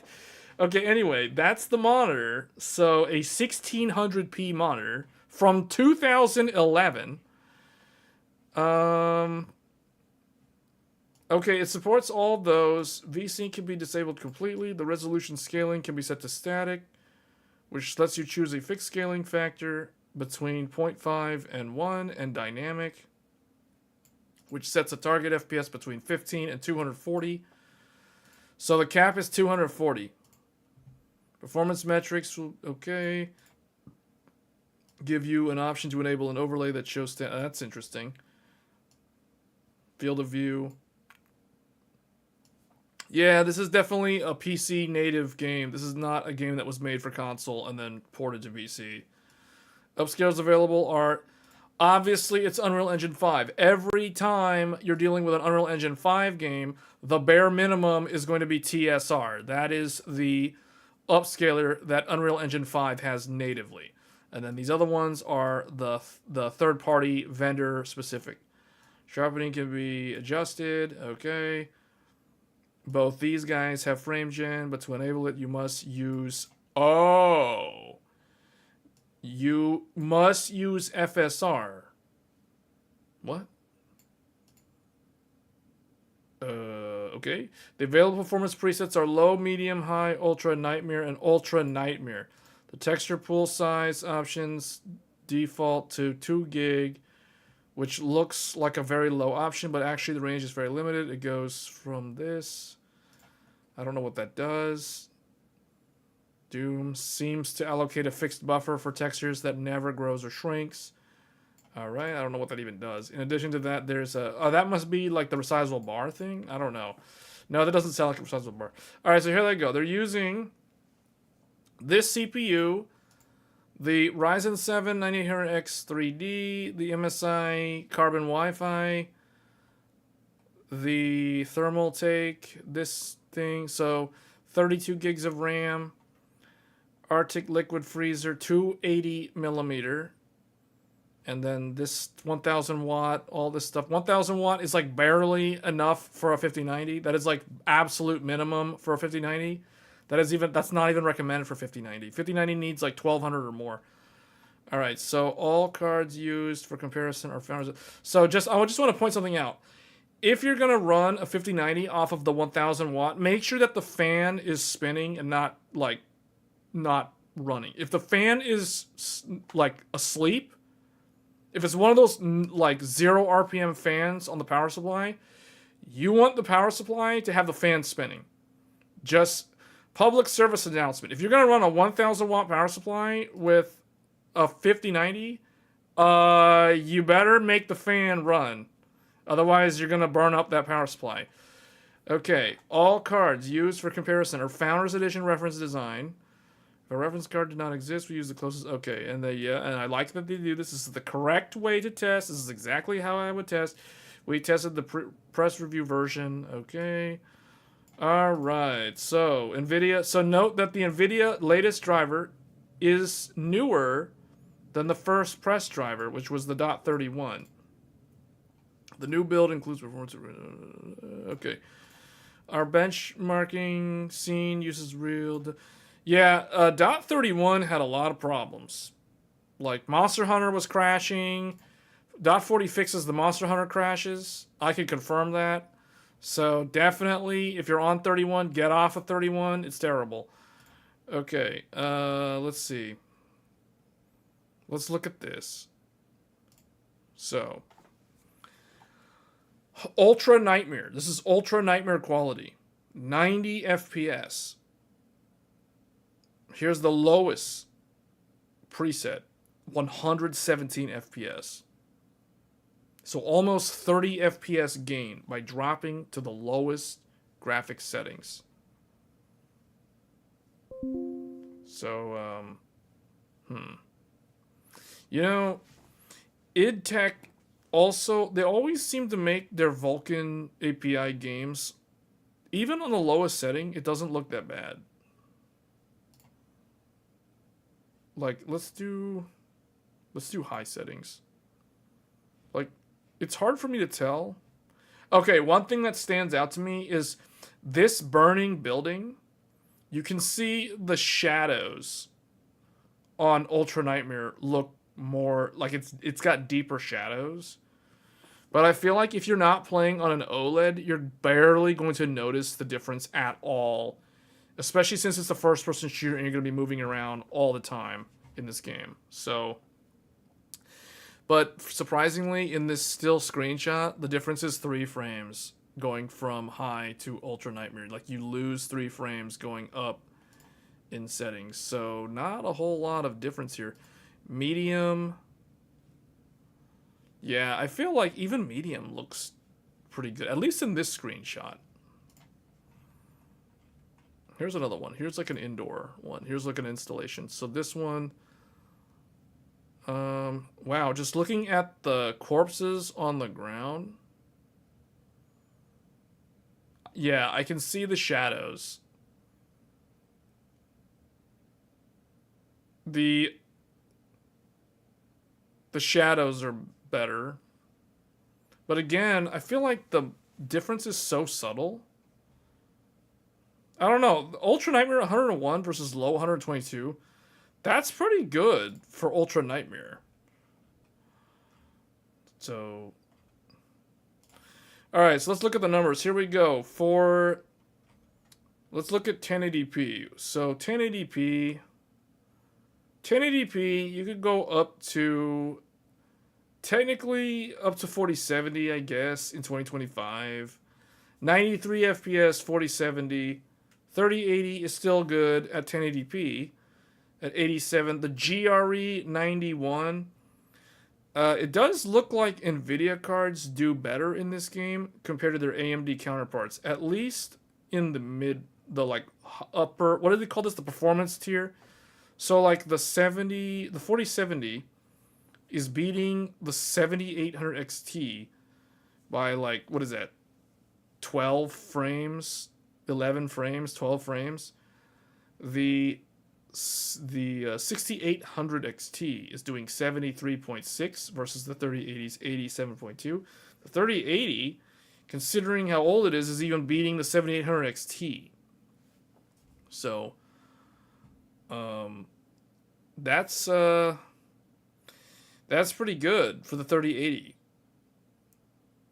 Intel ARC B580 at 1080p. Now these are Ultra Nightmare settings. So the Intel graphics cards in this game, so let's see, like the rival to the Intel graphics card is the 7600 XT. The A770 is a little bit faster than the 7600 XT and the 3060 in this game.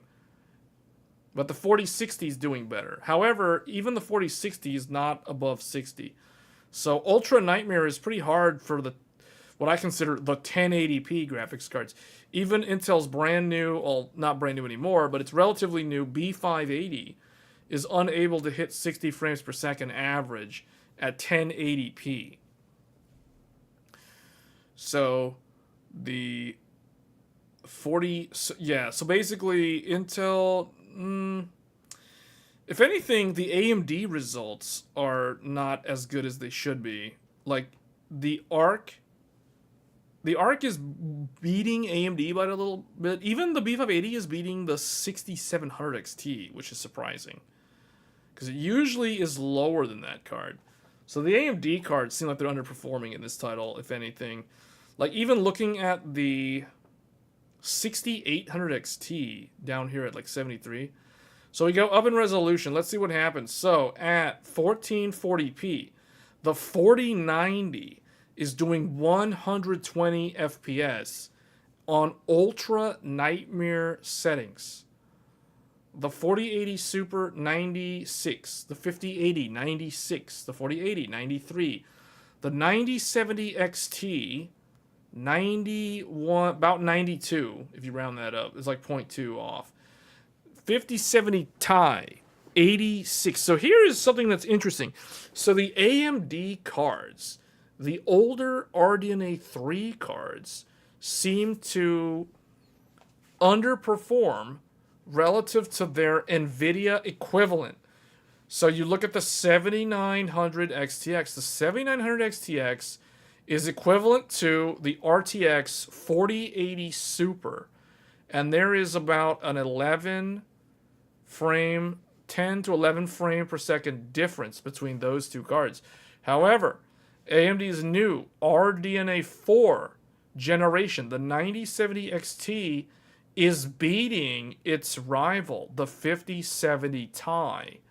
So the RDNA 4 cards seem to be doing pretty good relative to the NVIDIA counterparts. The 9070 is way ahead of the 5070.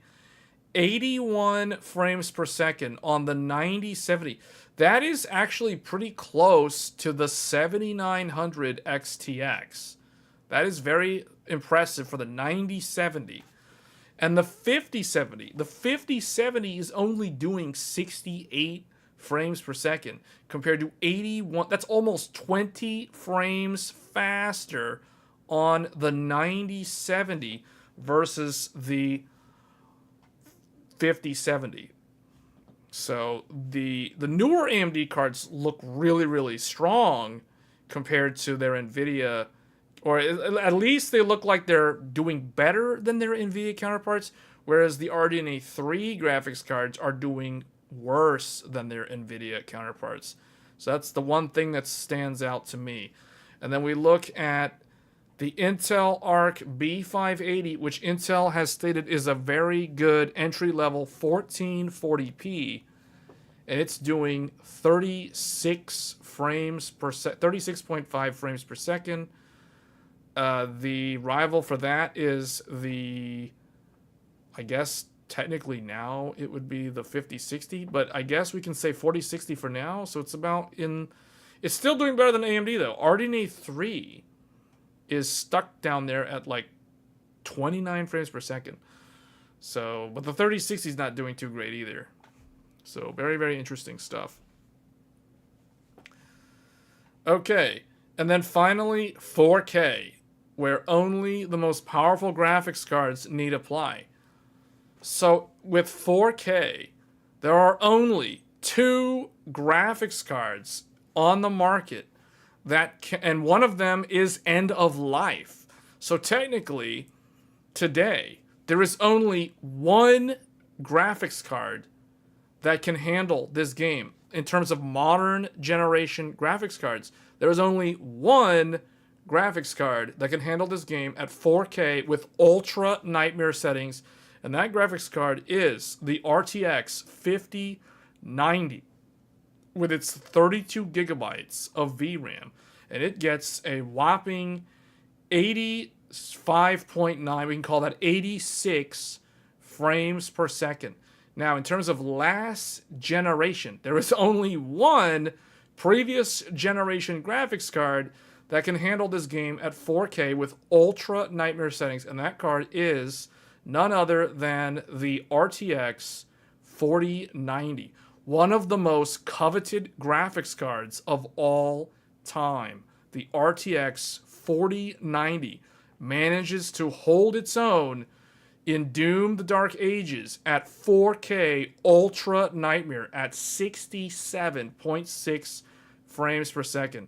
Very impressive stuff, which tells me, just by looking at this game pushes hardware to its max. So I am looking forward to testing Doom: The Dark Ages with multiple graphics cards, because this is going to be a very, very interesting game to test. Because this thing, the fact that there's only 2 graphics cards that can handle this game above 60 on ultimates or ultra nightmare settings, wow. Med is saying 4080 Super beats 5070 Ti at RT. Yeah, we'll look at the RT in a second. But you guys can see here, AMD desperately needs RDNA 5 or UDNA or whatever they're calling their next generation. The best AMD can do at 4K Ultra Nightmare is with the 9070 XT at 49 frames per second.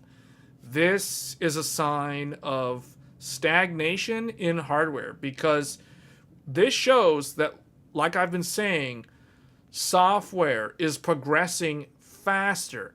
The speed at which software is progressing is outpacing hardware's ability to keep up pretty soon. So the fact that there's only 2 graphics cards, and both of these graphics cards are typically so expensive that the average gamer is just going to ignore them. The fact that this is what is required for 4K proves that hardware is starting to fall well behind software. And the reality is, if this trend continues, you can expect to see stagnation affect software. You can see games start to slow down in terms of rendering techniques, and you can see more emphasis on technologies like upscaling, and you guessed it, frame gen. You can see frame gen becoming the crutch that a lot of developers are going to start leaning on, because the hardware will be incapable of keeping up at playable frame rates, or at least high frame rates, for a lot of these new games. So we've seen this trend develop with Unreal Engine 5 games, and we're seeing it again play out with Doom of the Dark Ages, which is a game that doesn't even use Unreal Engine. And this is a Vulkan API on top of that. So, wow. The fact that the 5070 Ti and the 9070 XT at 1440p, the 9070 XT is doing 92 frames, and the 5070 Ti is doing 87. So you can tell, looking at this, those two cards are properly sized cards for 1440p, because on ultra settings, on Ultra Nightmare, they're already almost, well, at least the 9070 XT is approaching 100 frames per second. So you bump this down to high, I wonder what the frame rate will be with barely changing the visual quality. So, but yeah, this continues to prove to me that software keeps moving so fast that we have not conquered 4K at all, which means we still need higher end hardware, higher transistor density, more node shrinks. We need more innovation in, if we can't get node shrink to benefit new hardware, we're going to need some sort of innovation in the way that they manufacture these GPUs. Either they need to make larger dies, or the biggest die possible, or whatever. That's going to be really, really expensive, so that doesn't really solve this problem. But we're going to need some sort of innovation, 3D stacking, something, X3D GPUs, something like that needs to start happening in the next couple of generations. Otherwise, we're going to never get there. We're never going to be able to, what I consider, solve 4K gaming, because it took about 10 years to solve 1080p gaming. 1080p gaming was from like late 2000s to like 2015, 2016, 17, somewhere around there. That was when we finally solved 1080p gaming, meaning graphics cards got so powerful that even a 1060 and an RX 480 were good enough for all your 1080p resolution games. For a long time, that was the case. And that proved that we solved the 1080p resolution for gaming. Then 1440p. 1440p era was from like 2016, 17. You started seeing those 1440p G-Sync monitors, FreeSync monitors. That was around 2017, 2016. All the way to about 3 years ago or so. And now we're kind of in that 4K era. So, Yeah, we're gonna need higher end hardware. We're just gonna need better generation, new architectures, all that stuff to improve this, because this shows that 5 years from now, 10 years from now, how will a, let's see, 60, 60, 60 or 70, 60, an RTX 8060, how will an RTX 8060 handle Doom, the Dark Ages at 4K Ultra Nightmare? I'm curious to know like what an 8060 would run this game at. How an 8060 would compare to like a 5090. Who knows, by that time maybe hardware prices will be so expensive that even an 8060 costs like $2,000.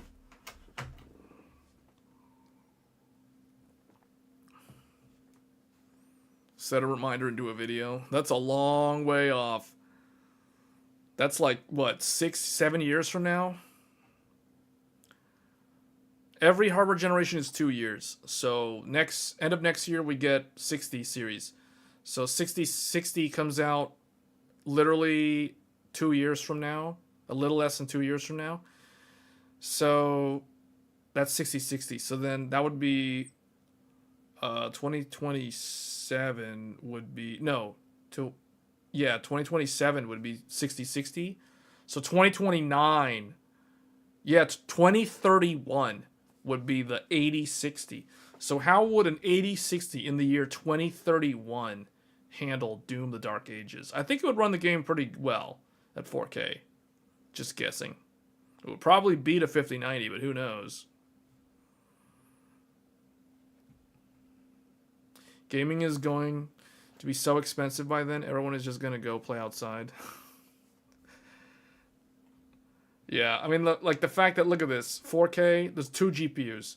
So this is why the 5080 is just kind of like dead in the water. The 5080 looks so embarrassing compared to the 4080. It's like barely any... 5080 looks like an overclocked 4080. For real, like what is this? Like what is this? That's... Yeah, I don't have anything to say besides that. Alright, and then let's look at the ray tracing numbers. Or I guess they're doing the upscale numbers. Alright, upscale. 1080p quality. So this is like sub 1080p. So if you just want... So if you have a shiny new 8GB 4060 Ti with upscaling, you can get 97 frames. Okay, so if you have a B580, this is even better. If you have a B580 with quality preset, 1080p, you can get 84 frames per second on an Intel ARC B580. I kind of almost want to test that. I almost want to do a stream testing that. A770, 65 frames per second. 1440p upscale. 1440p upscale would be for like people who have, I don't know, like a GRE or something. So you can get like 95 frames per second, 4070, 92 frames per second, etc. The B580 at 1440p quality preset can get 62.6 frames per second. And then, okay, so here, this is an interesting thing. So if you want to play the game at 4K and you want to upscale from 1440p, you can get some pretty playable frame rates with a lot of cards. So like your typical 9070 XT, 5070 Ti, they can get nice playable frame rates at 4K output resolution, and this is even with Ultra Nightmare. So that's good. So, but see what I mean? Upscaling is here to save the day. This is what I mean by upscaling is kind of the future at this point. Until the architecture can improve in some drastic way, upscaling is the secret sauce. Where's their RT stuff? They don't do RT? Oh, isn't RT on all the time? RT's on all the time in this game, isn't it? That might be why. Oh, hold on a second. That's right. RT is always on. Okay. That explains why the AMD cards are that explains everything. Now I know why RDNA 2 and RDNA 3 are underperforming their NVIDIA counterparts. But interestingly, RDNA 4 is outperforming its NVIDIA rival. The 9070 XT and the 9070 are outperforming the 5070 Ti and the 5070. So that is very... So does that imply that the ray tracing performance of the RDNA 4 is better than the Blackwell ray tracing?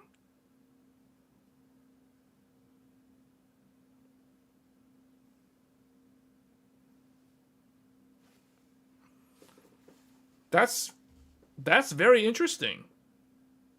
That explains why. Yeah. That is the answer. That's why the NVIDIA cards, so RDNA 2 and 3 are underperforming because they're not that good at ray tracing. And ray tracing is mandatory. It's always on. Wow. Okay, that explains it.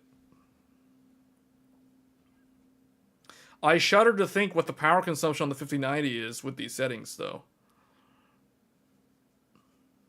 Yeah, those are some massive gains. This is almost like Buzz Lightyear telling Woody in Toy Story 1 that we're not aiming for the truck.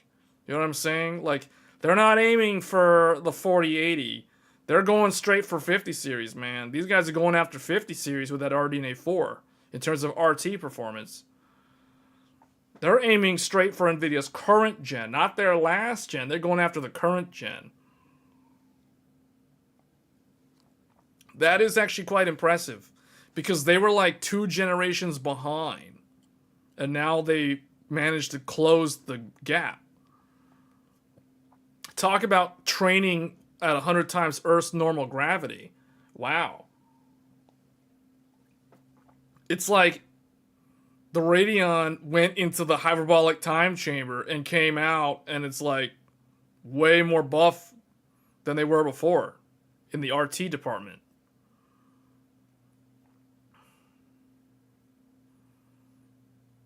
AMD is going for the shark as the sidekick fish.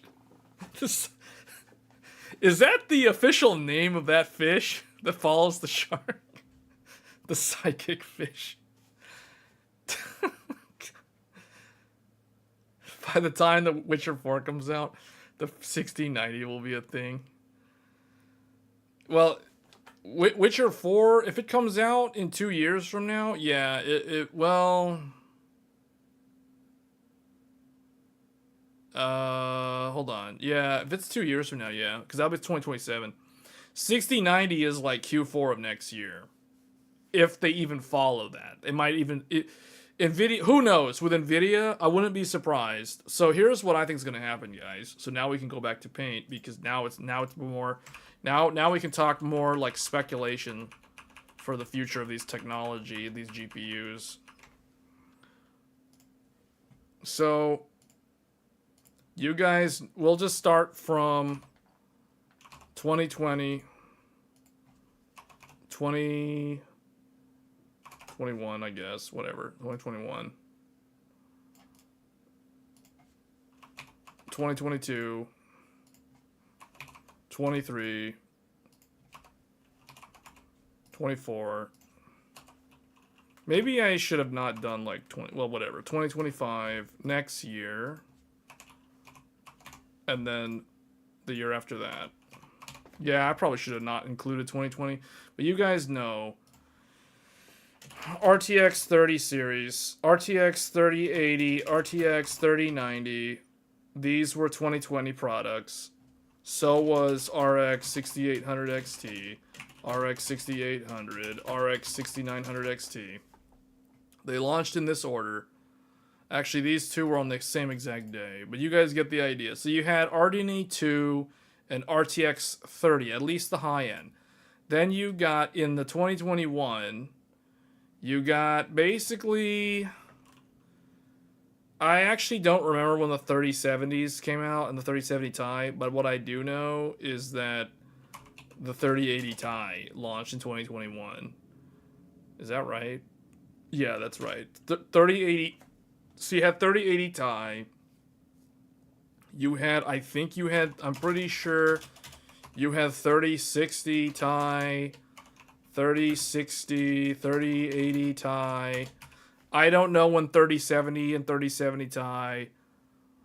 I completely forgot when those cards came out. They were probably the very end of 2020. They probably got eclipsed by AMD's high-end cards. Somewhere around there was 2021, and then you had the you had the 6700 XT, 6700 XT, and I think this one as well, and the other ones. So those cards were around there.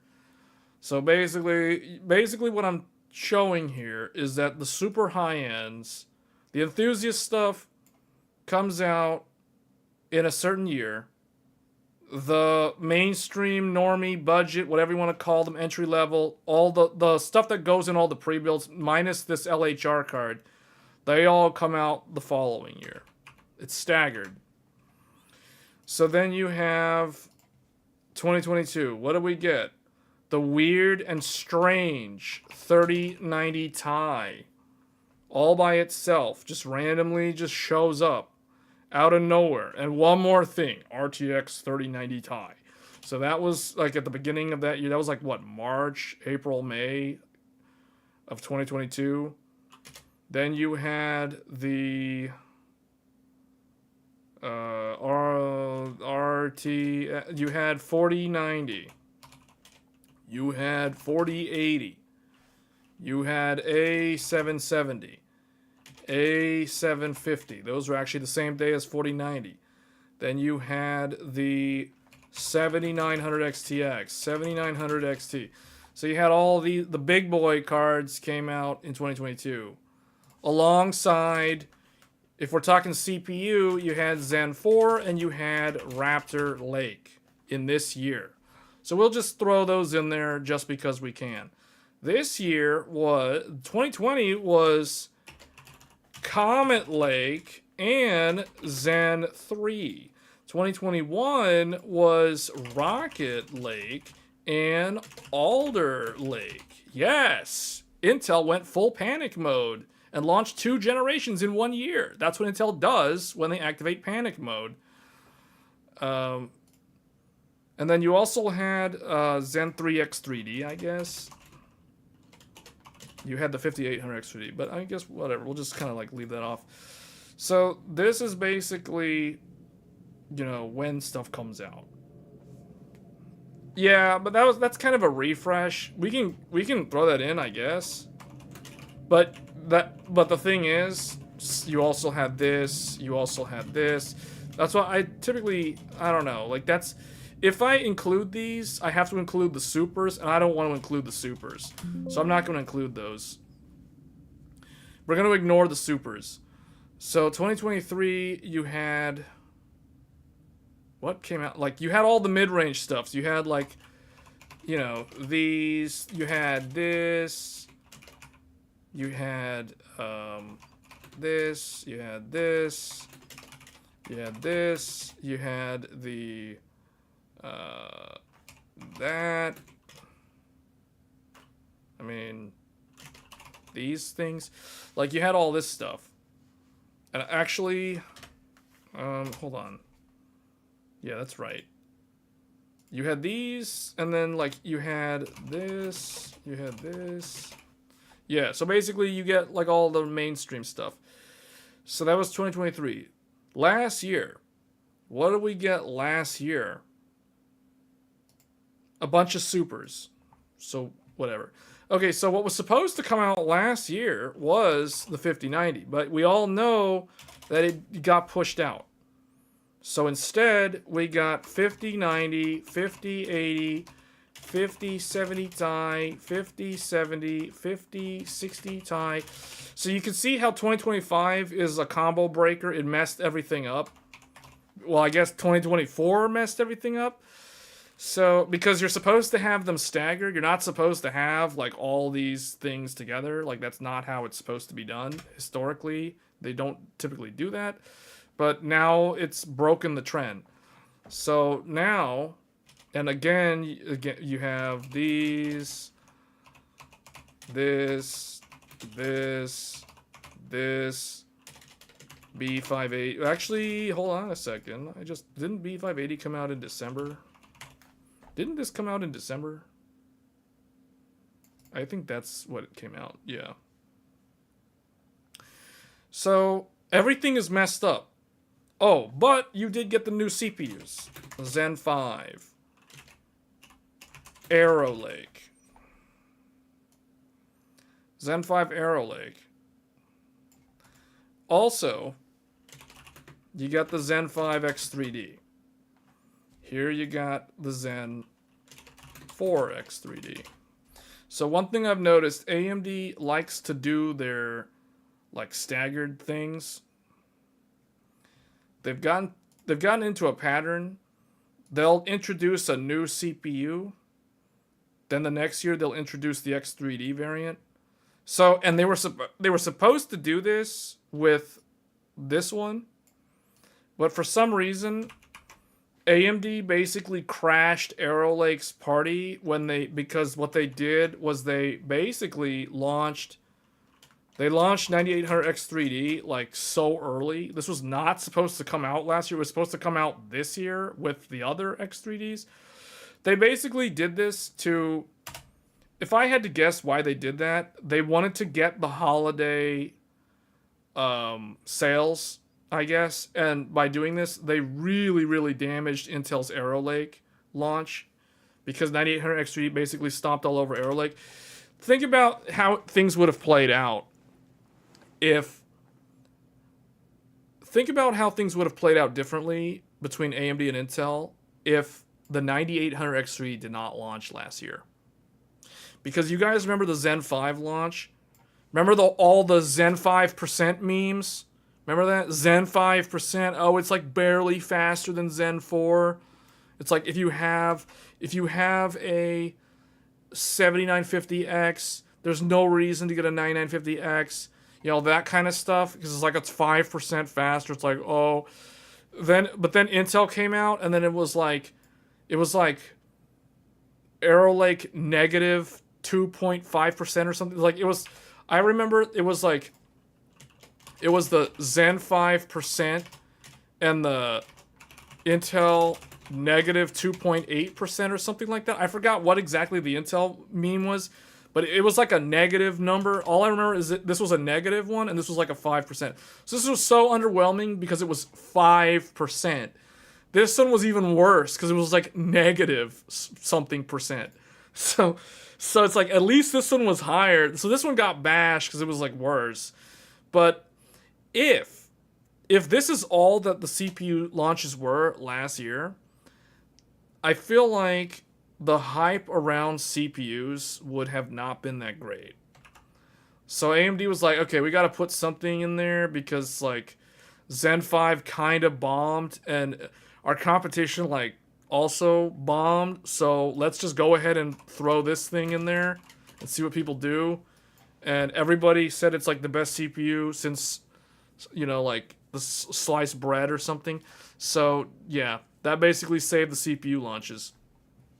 But basically, where I was going with that is in general, AMD has this, they've gotten to the point where they'll do like non-X3D, then the next year, it's like a 6-month gap between non-X3D and X3D. So you have non-X3D, 6 months later you get X3D. So the reason why I'm explaining this is because if you're somebody who has an older computer and you're thinking about whether or not you should upgrade, it's very easy.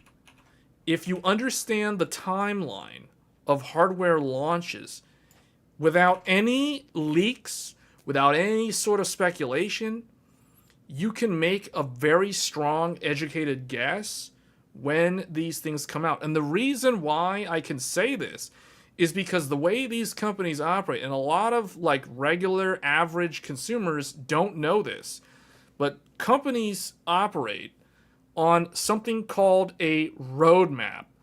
There's a concept of the roadmap. All companies, tech company, doesn't have to be a tech company, any company that produces some sort of product that they want to sell operates on a product roadmap. And typically we have seen, this is very easy to look at this because we have so many previous hardware generations to study and compare. You can see that product roadmaps for graphics cards and CPUs typically operate on a 24-month timeline in terms of the product development. So now, that doesn't mean that it only takes 2 years to develop a CPU. That's not what I'm saying. What I mean by this is that from the time a given CPU generation will launch, you can expect in roughly 24 months, you will see the successor generation will appear. So we look at Zen 4. Zen 4 launched September 2022. This is a fact. This is not debatable.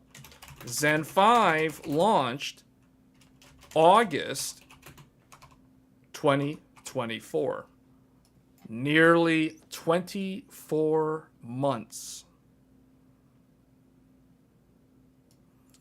So you can expect Zen 6 will launch in Q3 of 2026 or Q4. It could be Q3 or Q4, but typically it should be around August or September of next year.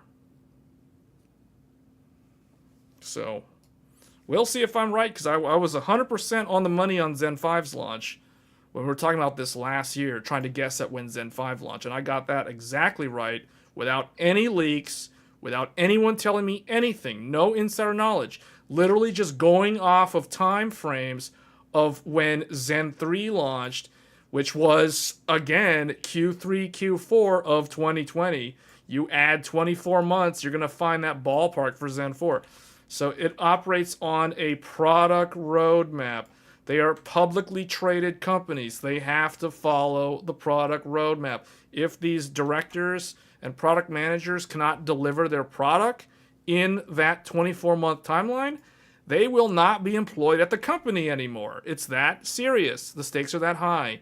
So we can expect that Zen 6 will launch. Oh, I guess whatever, let's put this back. Zen 6 will launch more than a year from now. So if you're somebody who is thinking of upgrading and you're like, oh, should I just wait for Zen 6?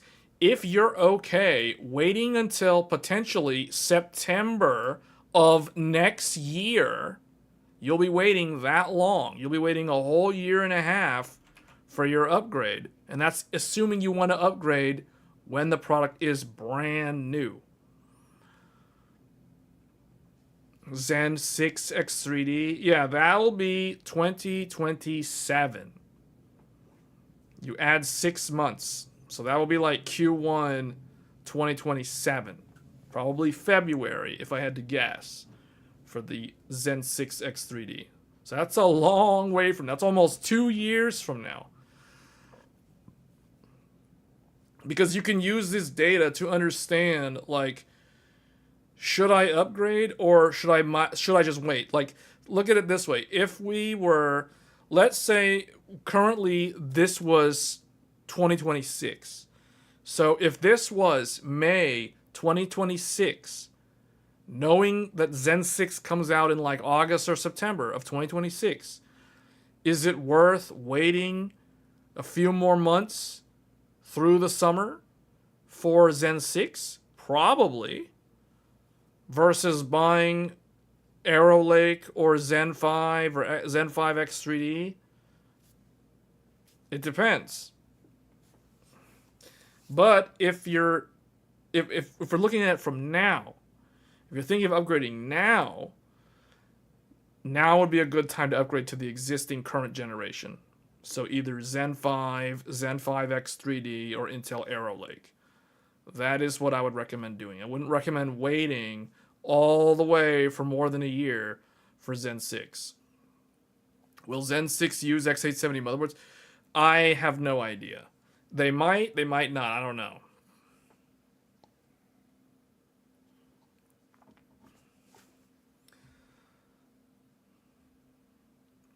But it's very easy to understand that.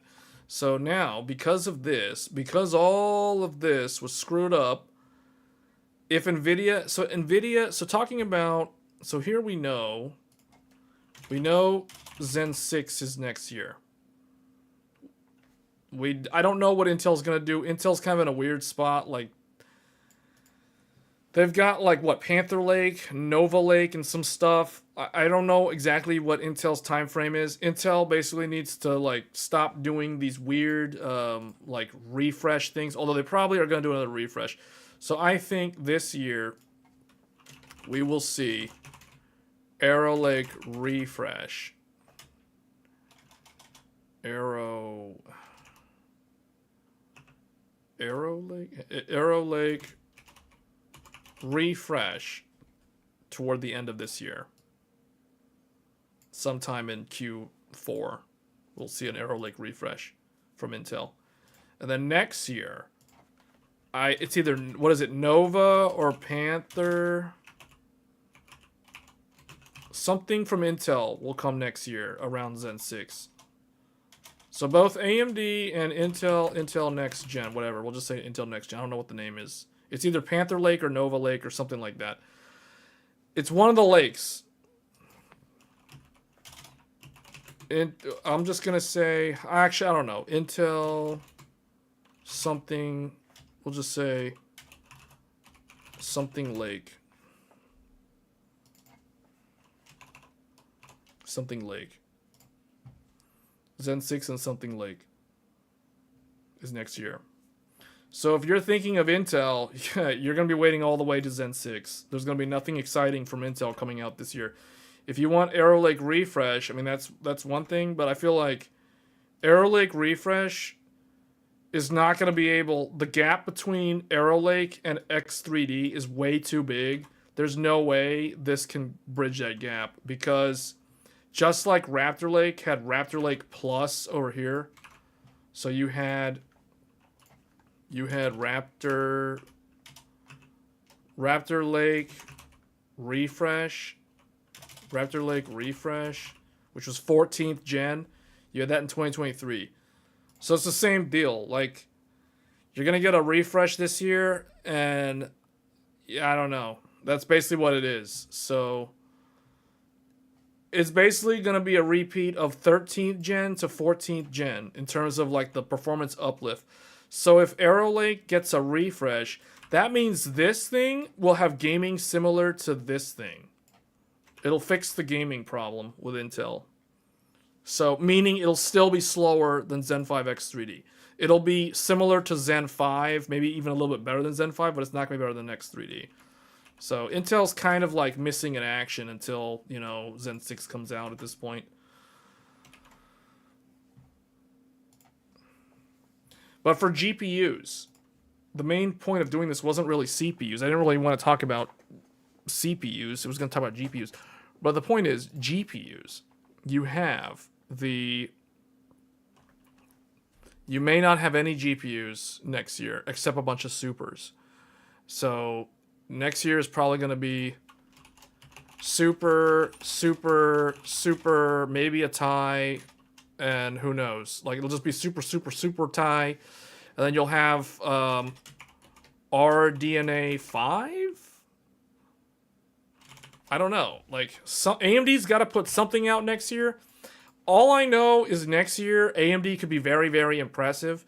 So if you're waiting for, like, the really, really big AMD GPU, like the big AMD GPU, the one that's supposed to go up against the 5090, or maybe even beat it, I have no idea. You're going to be waiting until the end of next year.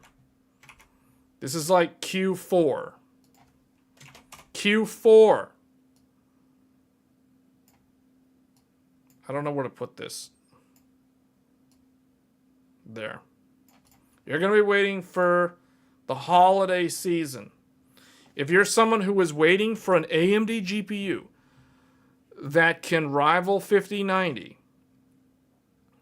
well, let's think about it. Does AMD have... You know what? Now we're in speculation territory again. So in order for us to figure this one out, the question is, how fast will AMD's fastest GPU next year be? So for this, we need to go to the 7900 XTX. And we need to look...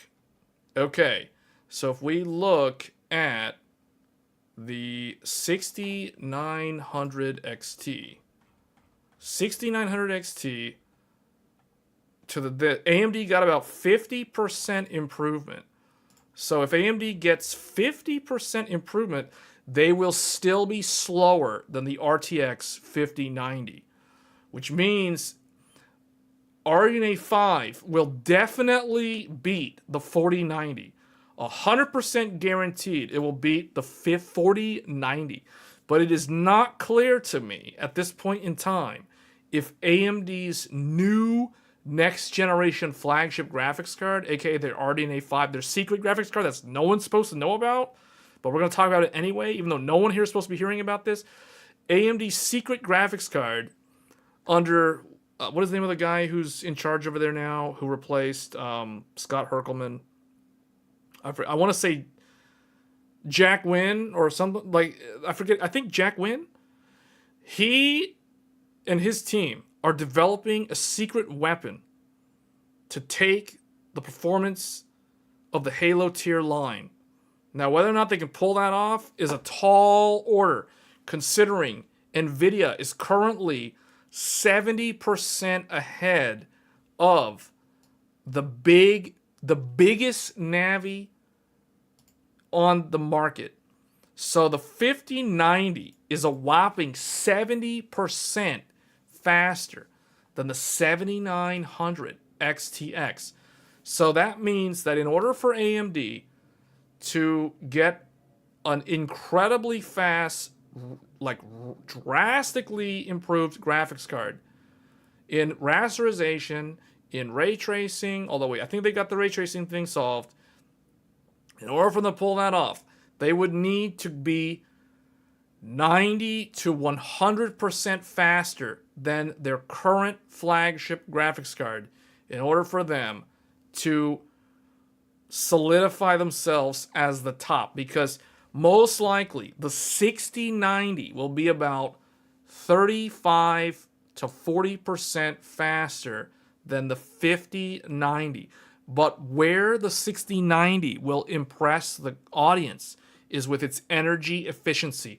I really think NVIDIA is going to... I could be 100% wrong here, but I think there's too much demand for power savings in the data center world. So the next architecture from NVIDIA is going to focus on energy efficiency.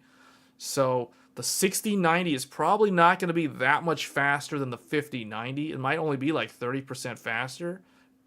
However, the 6090 will use significantly less power than the 5090. I think NVIDIA is going to go back to a 400 to 450 watt TDP for the RTX 6090, which means the 6090 should be about 35% faster than the 5090 while using 100 to 150 watts less electricity, which means it should... Met is saying around 25%. Okay, I mean that's a good number. So I'm giving them a little bit more optimism here with 35%. The reason why I say 35% is because you look at the 4090, the 5090 is about 30%. Okay, so 25, yeah, I can see that argument. I buy that.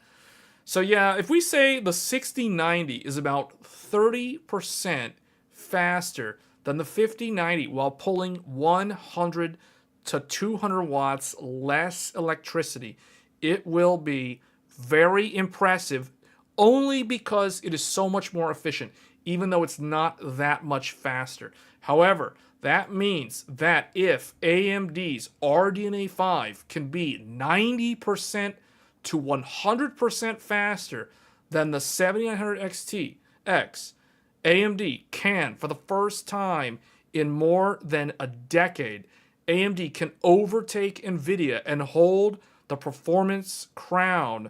But who knows, NVIDIA could respond by unleashing the full power of the Titan on the market, fully enabled, all CUDA cores, all SMs, 600 watt TDP, and retake the crown with a 6090 Ti if AMD pushes them to the max. Meaning, if AMD learns to become a Super Saiyan, just like Goku when he had to fight Frieza, Frieza can come back and power up to 100% of his full power in the form of 6090 Ti. So who knows? That is a sort of competition that is needed in this market. So everything is hanging on AMD being able to make a true successor to the 7900 XTX and have that card be nearly 100% faster than the XTX. That is what they need to do. That is the sort of like design requirement that they need. And they have enough time to pull that off. Because you think about when that graphics card came out. So, the 7900 XTX came out at the end of 2022. We are talking about a late 2026 launch, which means 4 years between these two cards. That is literally 2 generations. 2-generation jump. This is one of those massive, massive jumps because this is a 4-year gap in technology, which means AMD was supposed to put out a flagship card in 2024. Because remember, what did I say? 24 months, 2 years, 2 years, 2 years. If you do the math, if you look at things and see them as they are, not as you want them to be. Famous quote from Verso in Expedition 33, Game of the Year, 2025. You heard it here first. You see things as they are.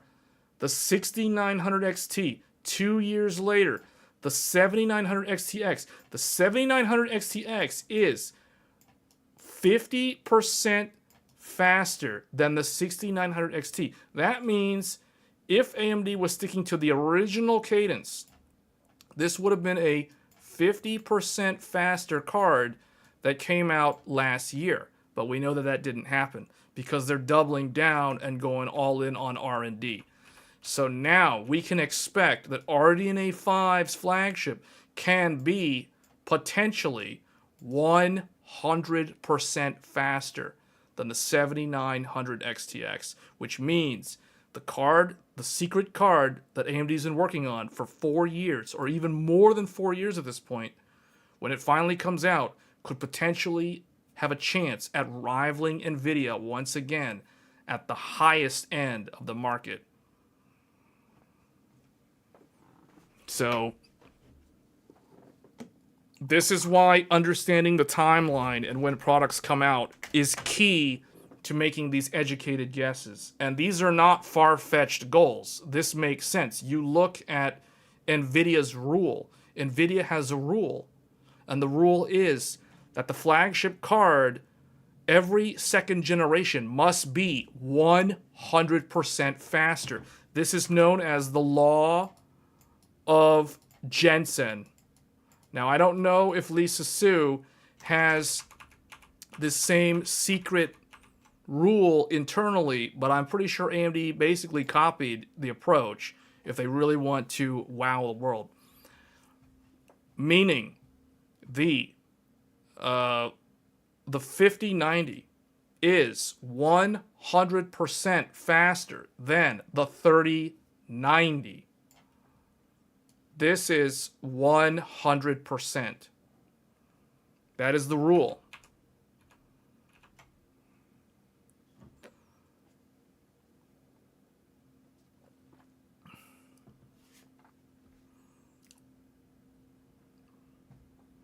So anyway, so there is a good chance that we will see the 60. Potentially, we could see the 6090 next year, because remember, these two cards were supposed to launch last year, but they didn't. So you do the math. 5090, for all intents and purposes, 5090 is a 2024 graphics card.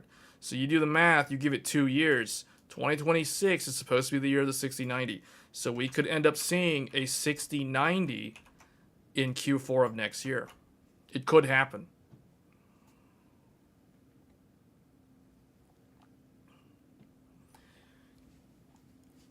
Yeah, but the thing is, here's the thing. The 6090 and whatever AMD's flagship is, they'll probably either be very similar or the 6090 will be slower by a little bit.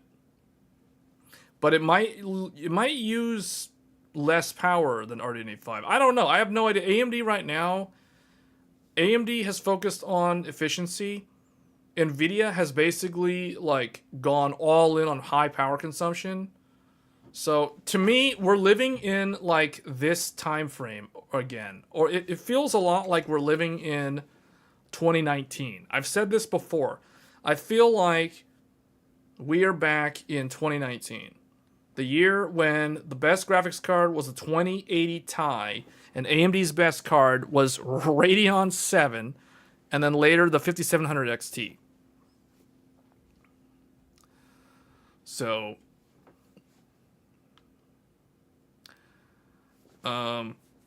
yeah, I don't know. 6090 is either going to be the end of next year or it might get pushed into 2027. If it pushes to 2027, if this pushes to 2027, you'll see the entire next stack like in 2027. Which I highly doubt that'll happen. It could happen. I know for a fact that the 70 Ti, like these cards over here. So hold on. So like this is definitely 2027. You're not going to see these cards next year at all. So if you're someone who is waiting for a 6060 Ti or a 6060 just for the memes, if you're waiting on this, you're waiting for a long time. You're waiting for like 2 years. The ones that I don't know is this and this. These can either end up launching at the tail end of next year, or Nvidia might launch them in 2027. So I don't know. 9070 XT is like Trunks. Yeah, it is kind of like that. Yeah. Are we talking about raster or extra frames? We're talking about raster. All these calculations are based on raster. This is pure raster. This is raster and ray tracing. The AMD has kind of closed the gap with ray tracing on Nvidia now. So, and it's only going to continue to close the gap going forward. Because here's the thing, guys. As novel technologies like ray tracing mature, you get parity between vendors. Meaning Nvidia can only stay ahead in RT performance for a certain amount of time. And then as time goes by, the competitors will just catch up to them in that feature. But the question that I don't know is these two. I don't know if, well, 6080 is kind of like whatever. But the flagship, the 6090 is the card that I really don't know when this is coming out. Because technically, this card should be next year. However, it could end up going into like January. Kind of like what happened with the 5090 this year. So Nvidia could end up doing that again. If they do this, if 6090 is next year, I don't know what will happen. I really think that Nvidia and AMD need to move away from each other when it comes to their launches. So let's just say 6090 is at the very end of that year. So that'll be a very interesting. This will literally be Duel of the Titans. This will be Duel of the Titans. This will be like when the 3090 came out and people were like, man, the 3090 is an 8K BF GPU. And then nobody, out of nowhere, the 6900 XT came out of nowhere and goes Super Saiyan and goes head to head against the 3090. Like, that is the sort of thing that I'm talking about will play out next year. The RDNA 5 flagship will go toe-to-toe with the 6090. Mark my words. It is a mathematical certainty that we will be looking at a potential repeat of 2020.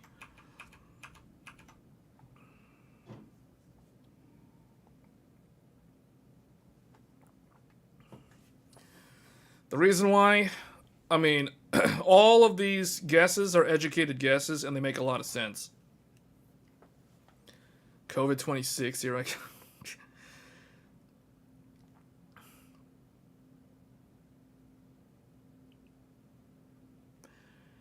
Per RT Core, the 9070 XT has the same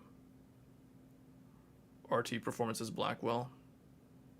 If a 64 RT Core GPU is almost matching 5070 Ti. Per RT Core, same RT. Yeah.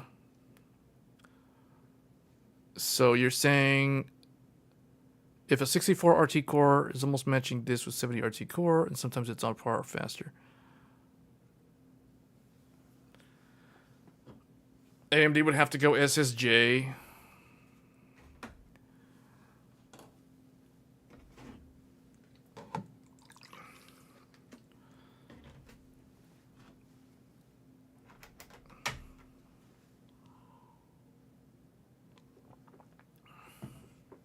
Intel's Yachirobe. Anyway. 5090 is currently 19% of Blackwell. I don't know what AMD's doing, but I know that whatever they're going to come out with next year is going to be huge. So...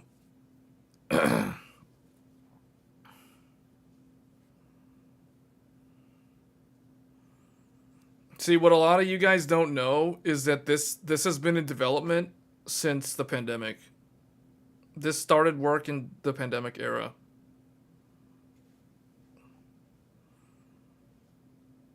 It might have even been further back. It might have been like, well, yeah, it was probably around the time. I would guess RDNA 5 started in 2021.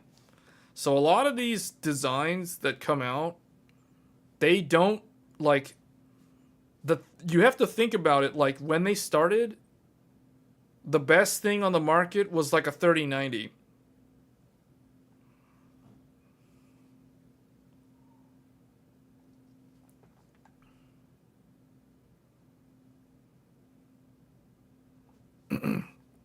You say you've been hoping for AMD to compete in the flagship realm. You do know that they did it in 2020, right? All throughout 2020 and 21, AMD and Nvidia were basically matched all the way from the top to the bottom. Things went sideways in 2022 with the 4090.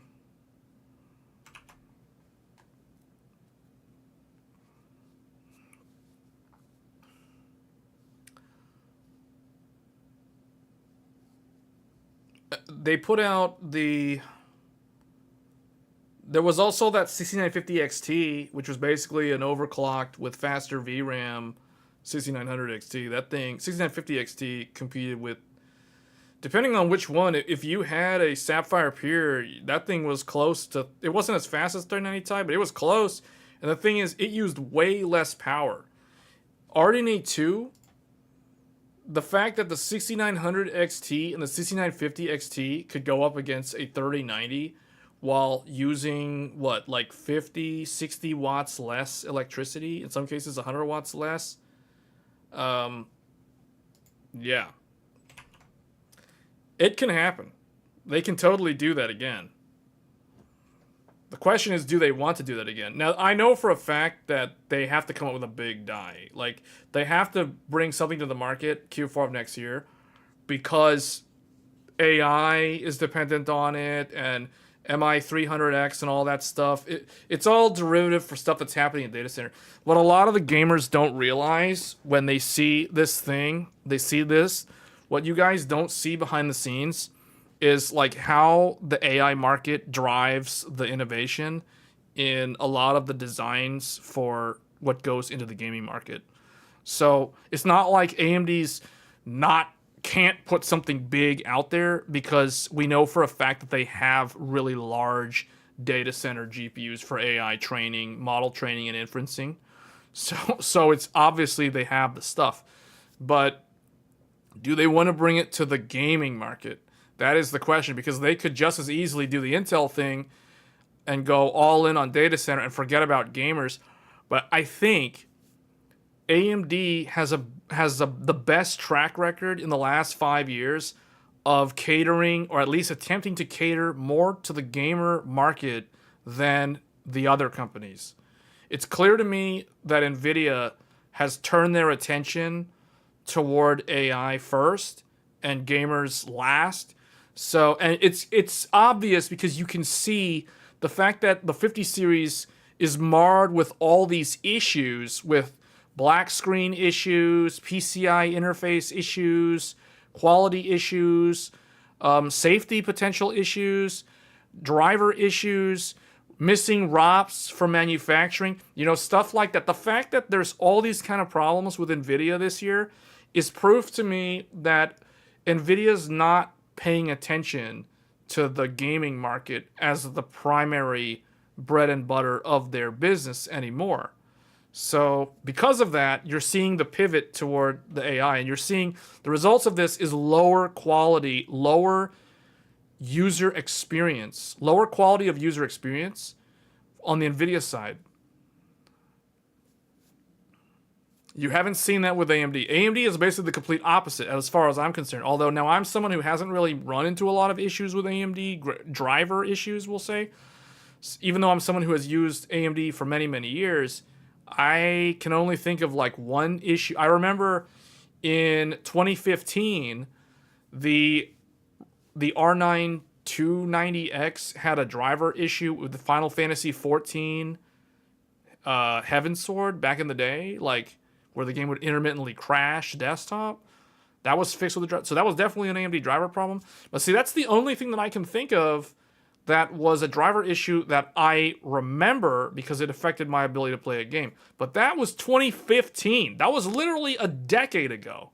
So to me, the average experience every day using an AMD card or using an NVIDIA card, oftentimes I forget which graphics card I have in the system because I change them out so often.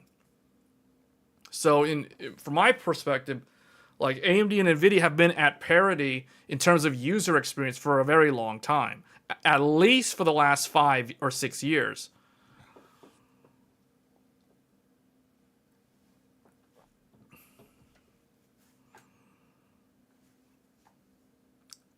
Why sell a 3000 gaming GPU when you can sell a 10,000 data center GPU? I know. Yeah.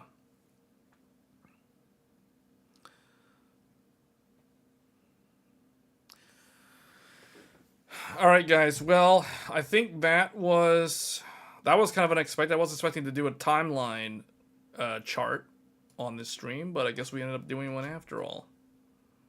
I might actually save this one. I kind of like this one. Yeah, I'm probably going to save this one so I can refer back to this sometime later and see how accurate I was, especially on like the Zen 6 thing. You had a weird issue with the 5700 XT.